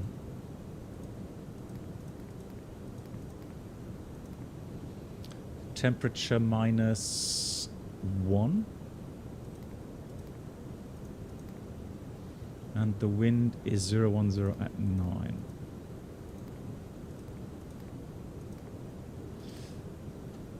Can we put something RatNav Denver 79? So Denver Airport VOR is fine.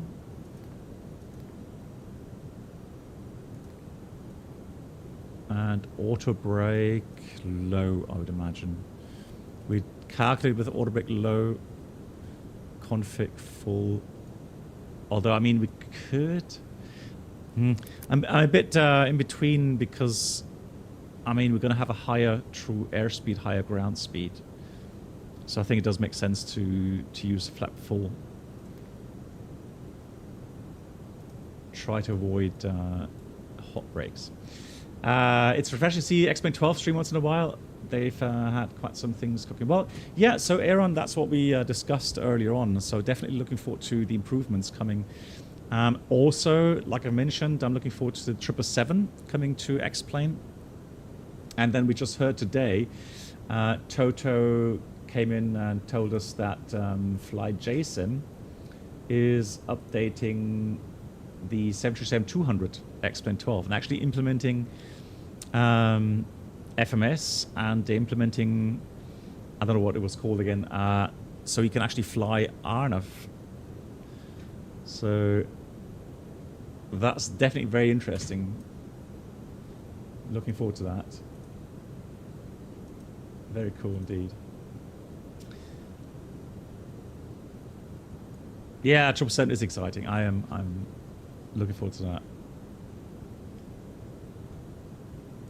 I'm going to put this to dim for the lights as well. Getting ready for the descent. Down the lights here just a tad. Yeah, descent, so threats obviously high terrain. So if you come back to the chart here, you can see Rocky Mountains obviously. The highest grids I can see here 16.6. There we got 16.5. Peaks here at 16.250. Oh no, so 14.250. Yeah, high terrain, and that's why you have these restrictions. But then white area, that is according to contour layer safe in 307244, descend via the T-bar 3 arrival, runway 35 left transition, Denver altimeter 3017. We'll descend via the T-bar 3, expecting 35 left approach. Thank you for that. And altimeter 3017, American 7244. That controller. So my Xbox controller. I don't have a good part yet, somewhere to place that. I always kick it down. So as briefed, now we're getting the clearance for a T-bar arrival. So that means that the last point for 35 left is Eldora. So let's read the text for that. From Monarch to cross... from T-bar. So T-bar first of all. On track for 043, cross Monarch between 17 and flight level 210. And then further on, 35 left, 35 right, to cross Bedivin, I don't know how to pronounce that, at or below 15,000. To cross Cushion 14,000 as briefed, and Eldora at 13,000. So the lowest one we're going to put in is 13,000. 13,000 it is. Here's our descent point. Wind data is inserted. And I'm going to put into the progress page, I'm going to put in Denver 35 left. 158 miles. And the airport itself is at an elevation of 5,434 feet. So we have to lose 34,000 feet only.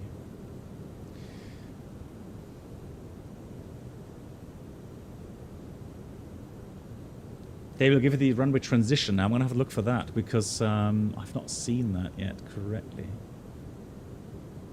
So Denver approach. Bird 941 Tango, contact Phoenix approach 133.57.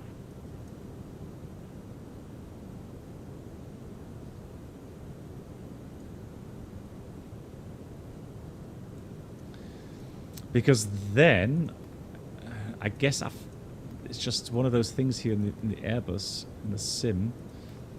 So... Number 941 Tango, Phoenix approach, roger. Okay. There we go. That's what I was missing. 004, advise the latest. So that's what I was missing earlier on. So we've got T-bar and so on. And then from Eldora... Then we've got Carvey, Copper, and then onto the ILS. Yeah, then we have information, and that's it. Then that's correct. Copper, Chap, and so on. Okay, so if we get 41 Tango, thanks for whiskey. RF transition, runway 21. That's fine then. Let's start the descent here. So descent Alt Magenta 270 first of all. Anybody tried the BSS sounds of Toliss 346? I don't think I have that for the 346, no. Maybe someone else has.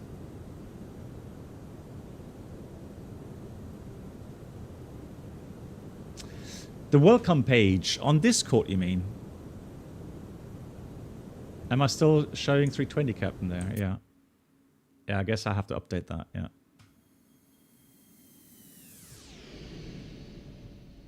Into the night. The stream of Twitch. Oh, you're right. Hang on. Welcome. Yeah, okay. Let me see.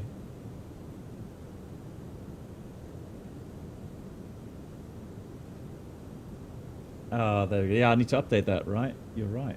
Yeah. Okay. Yeah, thanks for the notes on that. Yeah, I'll try to get that sorted. Thank you. So it's doing that correctly, 1,000 feet per minute until we hit that path, the optimum path, and that little lightning arrow there, the blue one, that shows you where, with the current descent rate, we will hit that optimum vertical path. So the thing is, with the calculated descent path, obviously, if you don't have a correct routing inserted, then it will not work. All right, then you're not going to get a good descent profile being calculated for you. But right now here we can see everything's closed, no discontinuities. So yeah, I'm happy to leave that in managed descent, or VNAV as they would say in Boeing terms. Yeah, so that's the thing. At nighttime, X-Plane really shines. At nighttime, it's really, really good.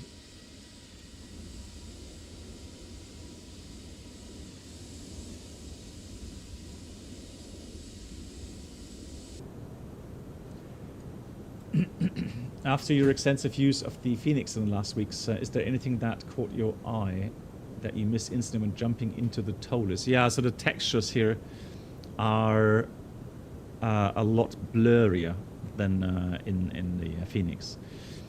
And it's one of those things that I was saying earlier on, that X-Plane has potential. So if they fix the visuals to a point where, you know, you probably can't get on par with Microsoft, but maybe don't have to, because X-Plane has some good features that Microsoft doesn't have, especially when it comes to realism, aerodynamics, inertia, you know, the topics. So if they can actually implement a good working weather radar system, for example, that also works in the jets, and works well with either active sky or the live weather here in X-Plane, and then opens up more possibilities for better texture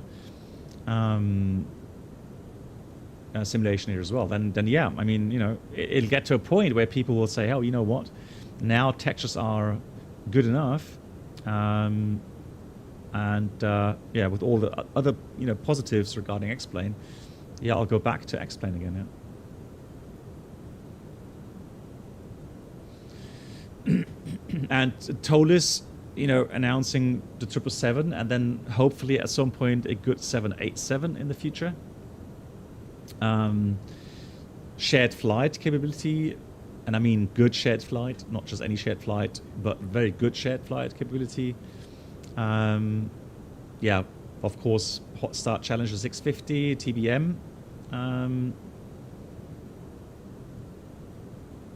Is it? Did I say Toliss again? My God, no flight factor. Sorry. Oh, no flight factor. Yeah, sorry, my brain. Yeah, flight factor 777 787. Yeah.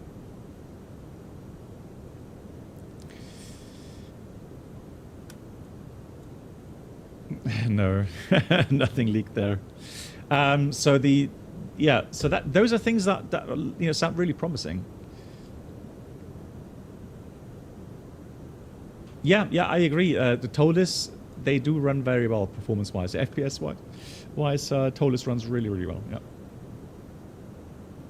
I agree. Yeah, you're right. So Ali, I think maybe my brain was referring to that somehow. Yeah, because Toliss did team up with Flight Factor to make the 350. Yeah, exactly.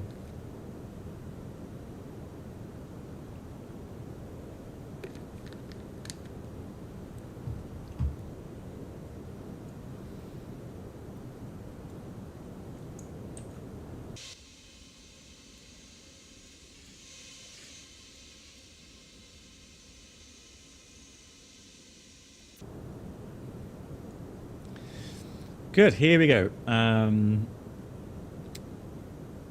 trying to catch that path again. Next restriction is no, T-bar. 270 above bro, and then T-bar 220 below. So that's something we have to monitor. Cool. So we're going to fly the ILS, 7,000 final descent point, and we have 3-degree profile down to minimums of, what was it, 5,640 feet. Missed approach. We'll go straight on, 10,000, then right direct to Golf Lima VOR to hold or get radar vectors. So I'm going to put Golf Lima on the right-hand side there. 2,000 meters required landing distance. We've got 3,000 plus. So 41 Tango fly heading 030 vectors. So lots of 21 descend and maintain 13,000. Get lots of altimeter 3004. Additional. Although I'm just seeing. Huh? Is there no taxiways connecting? Oh, disregard. I was just saying that doesn't make sense. So 3-5 left. Mach 6, Mach 7. Yeah, onto the apron, and then the northern concourse there. Man, this airport is just too big. It's just, I get confused here. I was just looking at this chart. I thought, okay, there's concourse C, but where's the turnoffs? All right, but no, that's 3-4 left. So here's 3-5 left. Hey, V Chris, how you doing? Anyone else notice the RatNav page? The course sometimes always off by 1 degree. Yeah, so that probably has to do with the real-world data that you get in the charts being up to date regarding variation, so magnetic variation, but the database in the aircraft or the airport and the aircraft not being updated correctly, I guess. American 7244, contact Denver Center 118.57. 118.57, American 7244.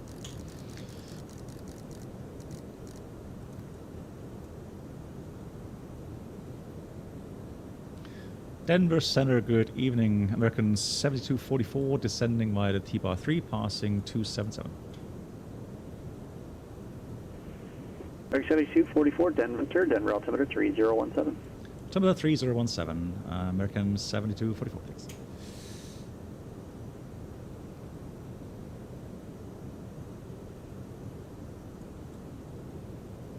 Just going to check that here in the box. 3017, correct. 767, who's making... Well, I thought that was Microsoft, wasn't it? 767. Slightly off topic, will soon fly out of Bremen. Anyone know security time to gate? No, so Adrian, what I would suggest you to do, Adrian, have a look at the website, Bremen Airport website. And if there are... There's usually not very busy flight schedules, but if there is like, you know, one Turkish Airlines, one Ryanair or two Ryanair, another one Eurowings, you know, round about within 1 hour, then go and plan for about 1.5 hours. But otherwise, if you're there, Number 41 Tango, just had to maintain you know, 11000. 60 minutes prior departure, you should be fine.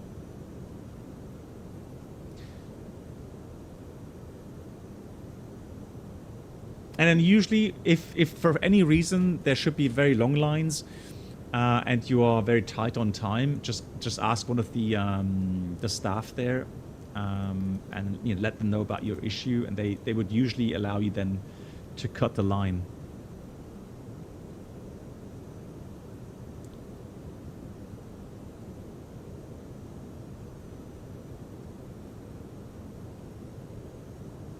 Yeah, no, and that's what I think. You know, people are comparing, and so it's like, well, I'm going to fly Microsoft Flight Sim for the visuals because it's really, really nice, right? But then again, you have situations where the aircraft just feels terrible, right, hand flying wise and so on, and then you just say, you know, so the visuals are so nice, and then you go hand fly it, and it's like, you know, why is it so bad? You know, I can't fly it. I can't land this thing properly. Yeah. So there's a certain threshold, in my opinion, where people will then, you know, say, oh, you know what? Now that X-plane has improved in visuals, you know, I've got some orthos lying around as well. Yeah. So let's try to get back in. Because now, if the 777 comes, and then again the 787 at some point, you have the A300, A310, you have the flight JSIMs, you have Dash 8, so it's 737, you have 727, you have, well, not at the moment, but you get, but then, yeah, the CL650 from Hotstar, the TBM will come to XP12. You've got the Toliss, the Zebo mod. So yeah, lots of stuff. You flying Bremen, Frankfurt. What's STL for the solar eclipse? Nice.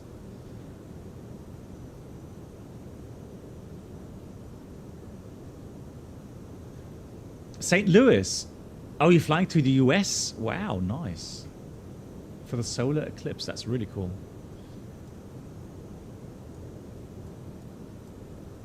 So we are below 220, that's fine. Here we've got to look out for 250 knots, below 210.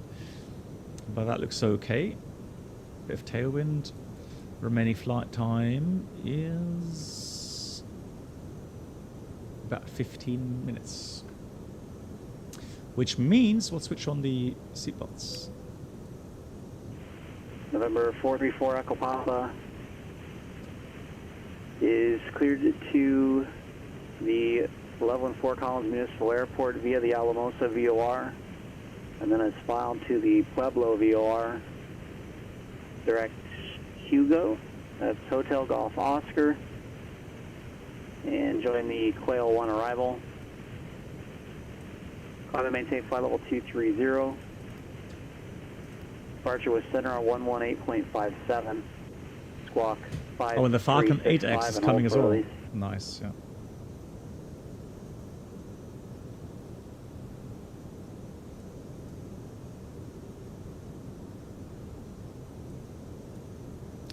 Yeah, I have a feeling right now, the way XP12 works, I have a feeling my CPU is maxed out a lot more often compared to my GPU.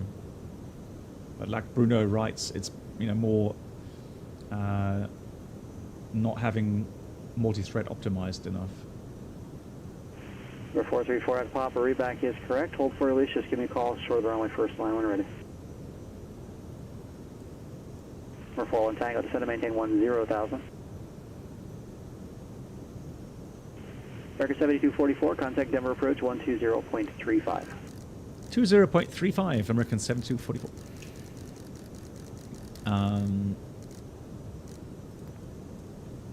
So let's have a look.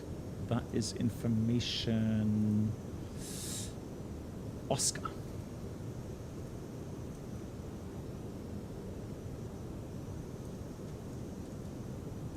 Denver approach, good evening. American 7244, passing 180, descending via Toba 3, and we have information.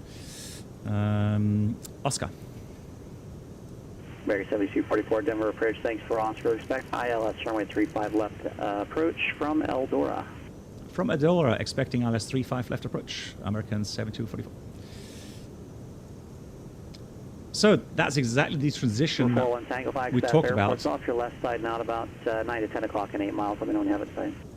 Okay, we're looking. There's a bit of positive Venus 41 take. Okay, say request. 10,000 is as low as I can go. As a matter of fact, I'm going to have to climb here if we don't have it soon.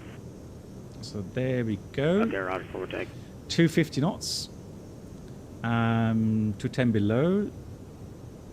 Next one is going to be 15,000 below at Bodvin. I don't know how to pronounce that. What is that?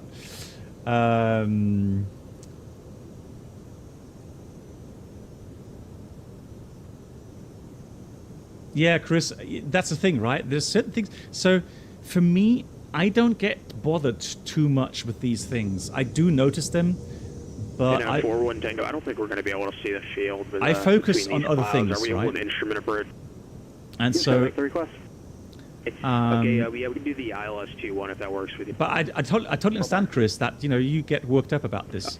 So not judging. Everybody has their own preferences and things they they can accept, and then there are things they can't accept anymore. So, hey, Magenta Dagger, how you doing? November 41 Tango. How many controllers? I don't know exactly, to be honest. And climb and maintain 12,000. Climb 12,000 left direct VMO. But for me, I practice communications, so this actually gives me a good platform because I'm going to fly to Denver in real life from April onwards. Okay. So this is an excellent way for me to practice communications and get accustomed with the airport specifics, approach specifics, departure specifics. So, yeah, great stuff.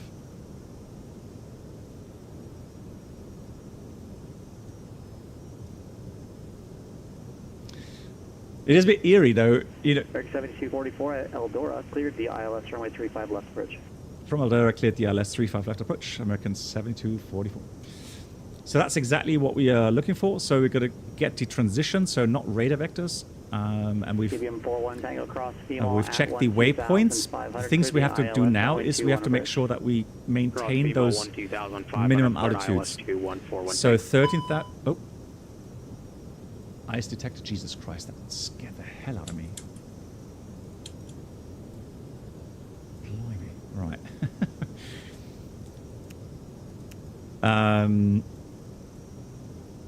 So 12,000, copper 12,000, and again, chap mandatory 12,000. So very important. Yeah, there we go. Just make sure those are still inserted here, 12,000. So we'll maintain, here's alt constraint, descend blue, and 210 knots at cushion. So I'm going to start getting the flaps out.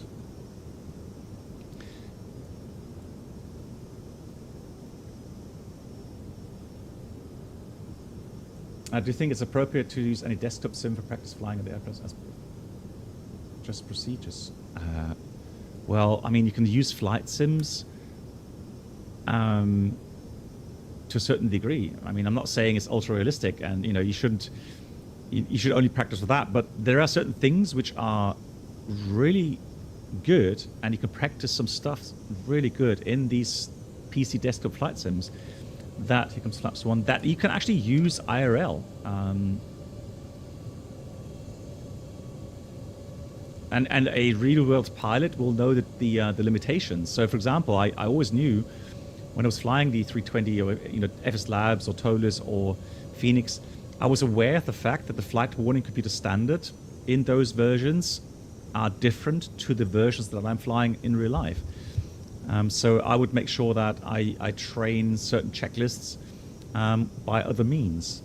But otherwise, what helped already was flying around an airport that I know was the airport that we're going to do the check flight at in the sim. And so I renew the procedures, the frequencies, the runway lengths, the terrain, the minimum sector altitudes, and so on. And that already helps you then with the check flight. The same thing, for example, Outstar. If I go and take Marcus Flight Sim with an add-on, a good airport add-on, right? 41 Dick. Should be female 12,500.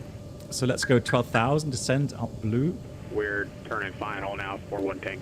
And so I could use those values of these airport add-ons and taxi around. Say your intention. And so that will already give me a visual impression of what the airport looks like, what the taxiway looks like, and so on. So aware, of course, that it may not be 100% correct,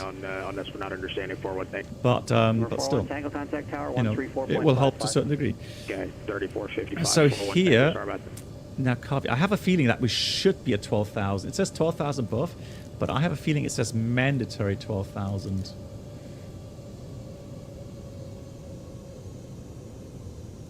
Although it's actually 12,000 en route, isn't it? Flagstaff Tower, DBM. No, 12,000 is here at Chat. ILS, runway 21. November 941 Tango, Flagstaff Tower, runway 21, you're clear to land, wind 190 at 12. Runway 21, clear to land, 41 Tango. So we don't have the ILS indications just yet, but we are cleared for the transition to the ILS, and we already cleared the ILS approach as well. So I'm going to dial in the tower frequency, which is 24.3.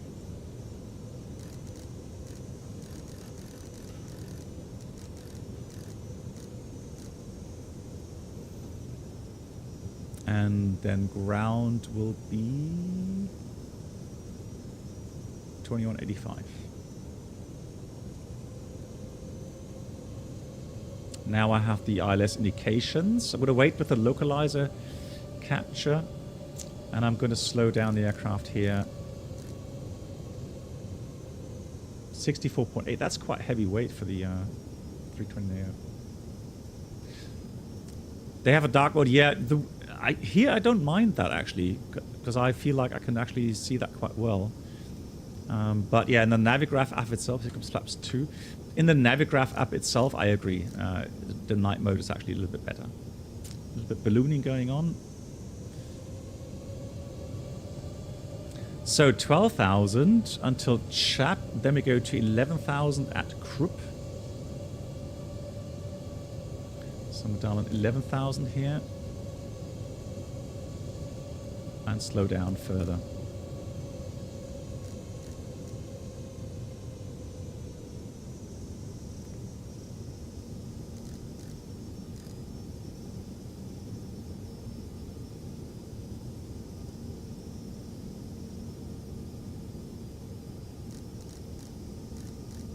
Over 41 Tango, you can exit right, taxi the ramp via Alpha and monitor ground point 9er. And as you So go, lock if is you'd like, captured. you look into the pilot 22 training miles program, the I ratings cover instrument approaches. This was a full approach from an initial approach fix that would require a procedure turn. Oh. And you intercepted final inside of the final approach fix, which again would be an illegal approach. Ooh. Roger, I appreciate it. And under 41 Tango, we'll go to ground point now. But that's, again, you know, it's a good thing. So imagine if you messed up that in real life, that approach there, you know, that would have had some more serious consequences. Here at PilotEdge, you know, he messed up the approach, but that's going to be an excellent learning experience for him. And he got told by the controller what he did wrong, and so next time he can practice that again.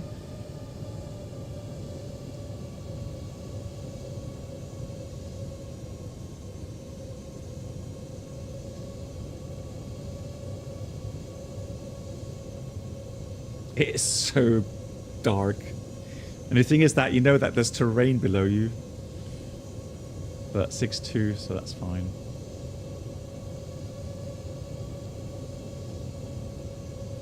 Yeah, it's PilotEdge. Yeah, exactly.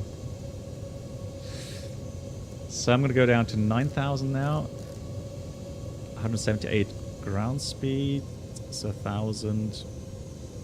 And then the final ascent is at 7,000 diamond.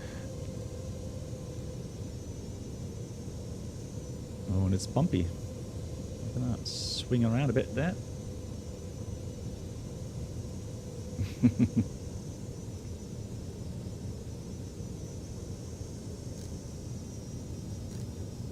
So 10,000 above is fine. Now will be 9,000. Speed max 210.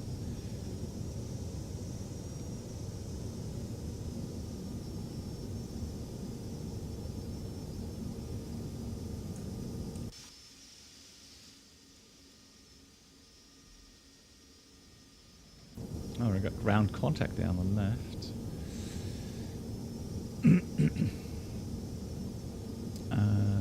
Flight sim weekend next week. Where?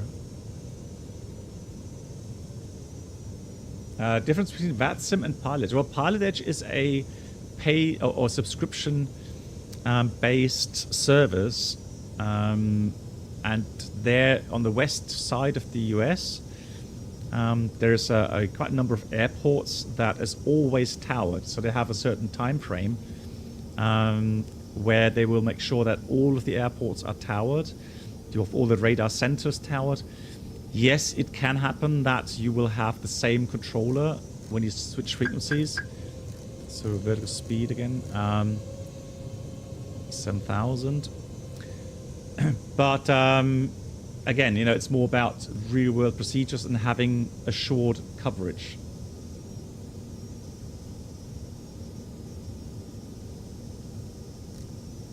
And real-world procedures. Hey, autopilot. Yeah, exactly. So, like I said, you know,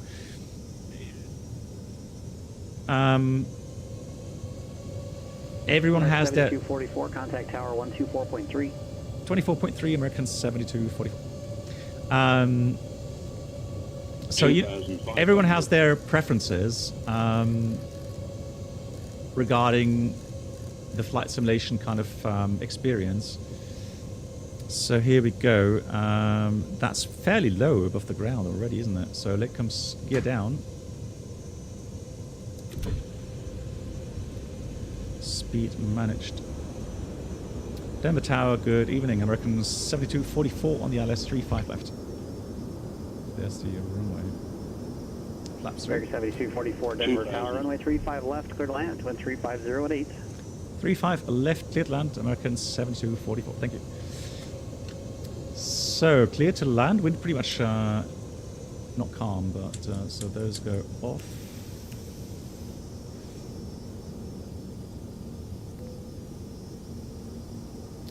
So, the approach checklist was bar F 3017 set, seatbelts on, minimum bar row 5640 feet.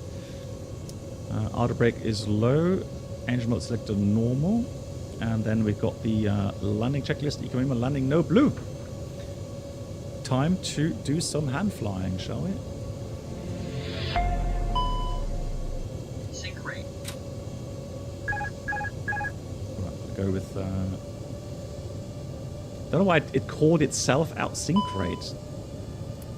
We're still like 13 feet above the ground.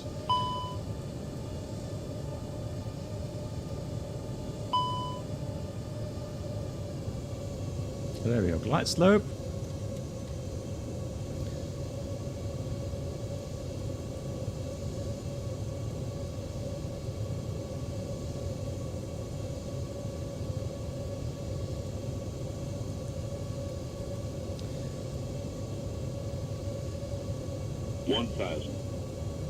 Is checked. So 10,000 we go for missed approach.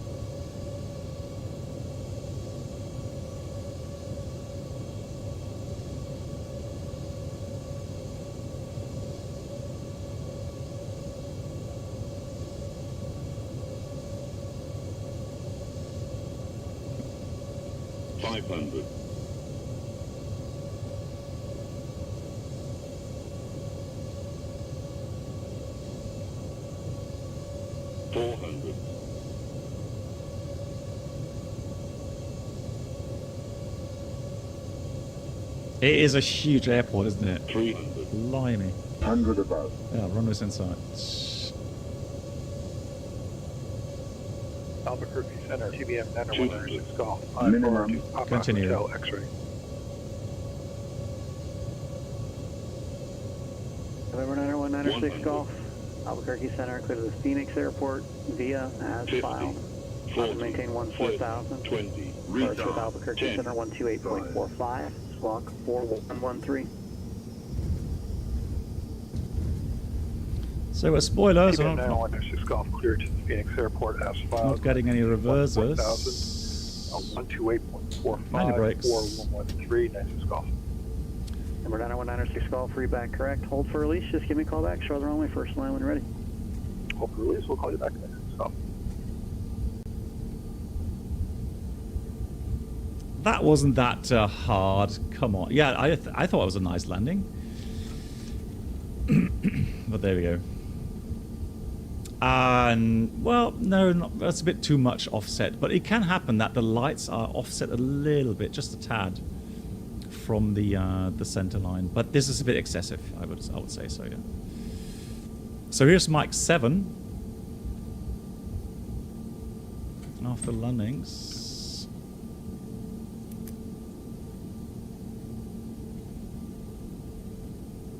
Just gonna come to a stop here.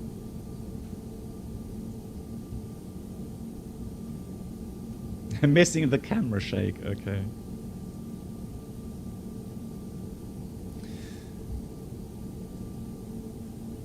Oh, look at that. That looks really nice.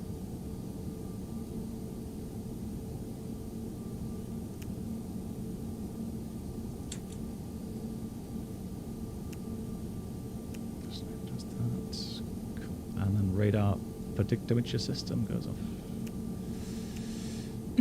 I'm not sure if you have to switch over automatically to ground here.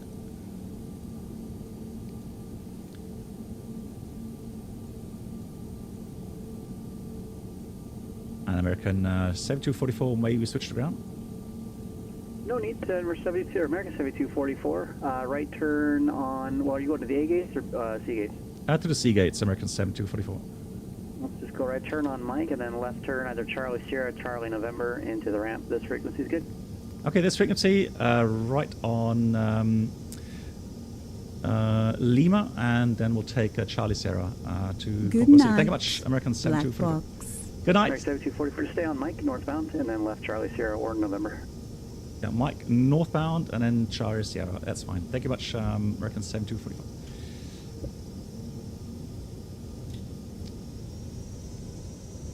Good night to Aaron. Yeah, thanks so much. So, yeah, it's getting dark and late again. The next stream, guys, I'm going to be working IRL. So the next stream is going to be on next Thursday.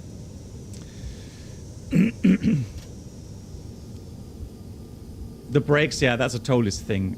So normally you would not have to worry about hot brakes, especially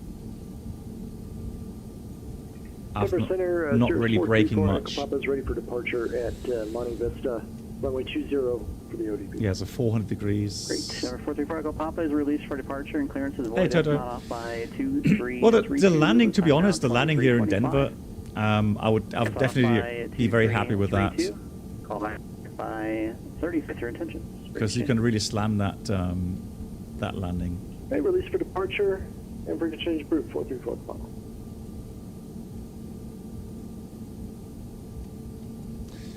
Yep, landing lights can go off, correct. So just do the taxi lights, turn off lights, start the APU. Just go northbound until we hit Charlie Sierra. There it is. So we'll take Charlie Sierra to the left.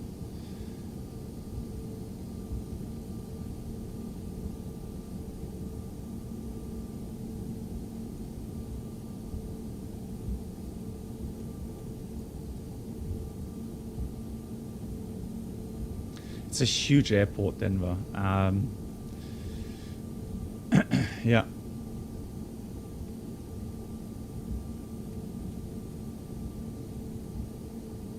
It's a co-pilot item. Yeah, you're right, Chris. It is. So the thing is, so in the 787, me as a captain, I don't switch any of the lights.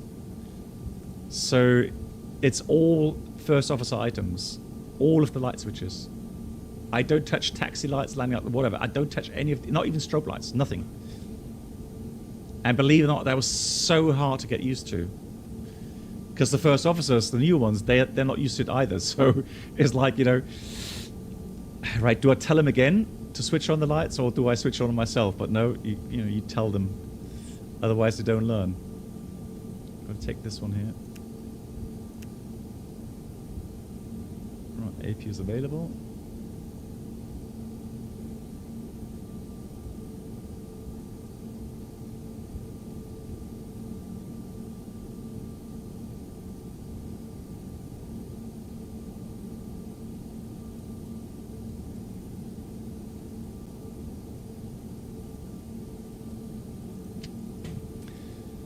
So we're going to put the brake fans on.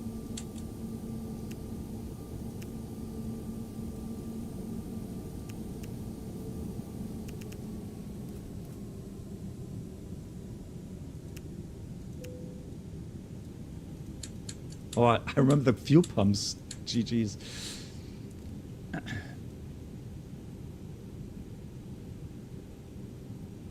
Oh no, so flying from Frankfurt, no. So if the first officer is pilot flying, then during the flight, it's pilot monitoring items. Then I do them. But on the ground, I'm always pilot flying on the ground. So the first officer always have to do switching regarding the lights. So we have, in Boeing, they call them area of competency. The pilot driving. Yeah, lol. Yeah, exactly. Well, that's actually a good description. Yeah, 100%. So can we get the gate here? Hang on, let me just try. Oh yeah. How cool. Oh, look at that. So we're going to read the quick parking checklist. Toto, next week sometime, or the week after that, 13 miles. I would be up for a shared flight sometime in the Challenger again. Would love that.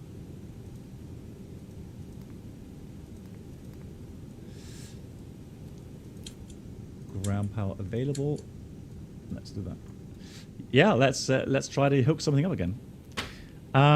So the park checklist, park brake or chock park brake is set, engines off, wing lights off, and fuel pumps off. And that's a parking checklist completed.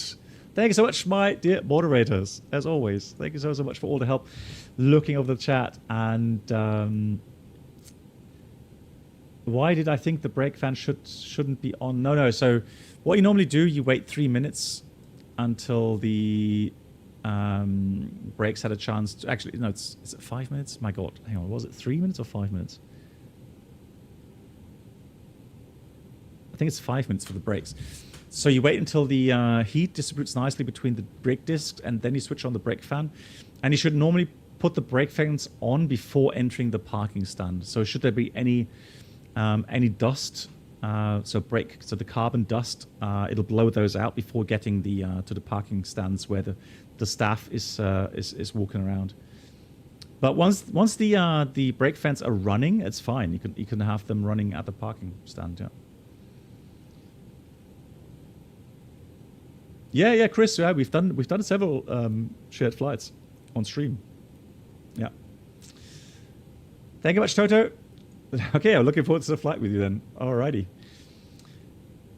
5 minutes. Yeah, I think it's 5. It's 3 for engine and 5 for the brake fans. Yeah. Cool. Thank you very much, everyone. And big thank you to all the resubs coming in. Thanks for the support, as always, guys. Stay positive. Have a great weekend, and I'll see you again next week on Thursday. Good night to you.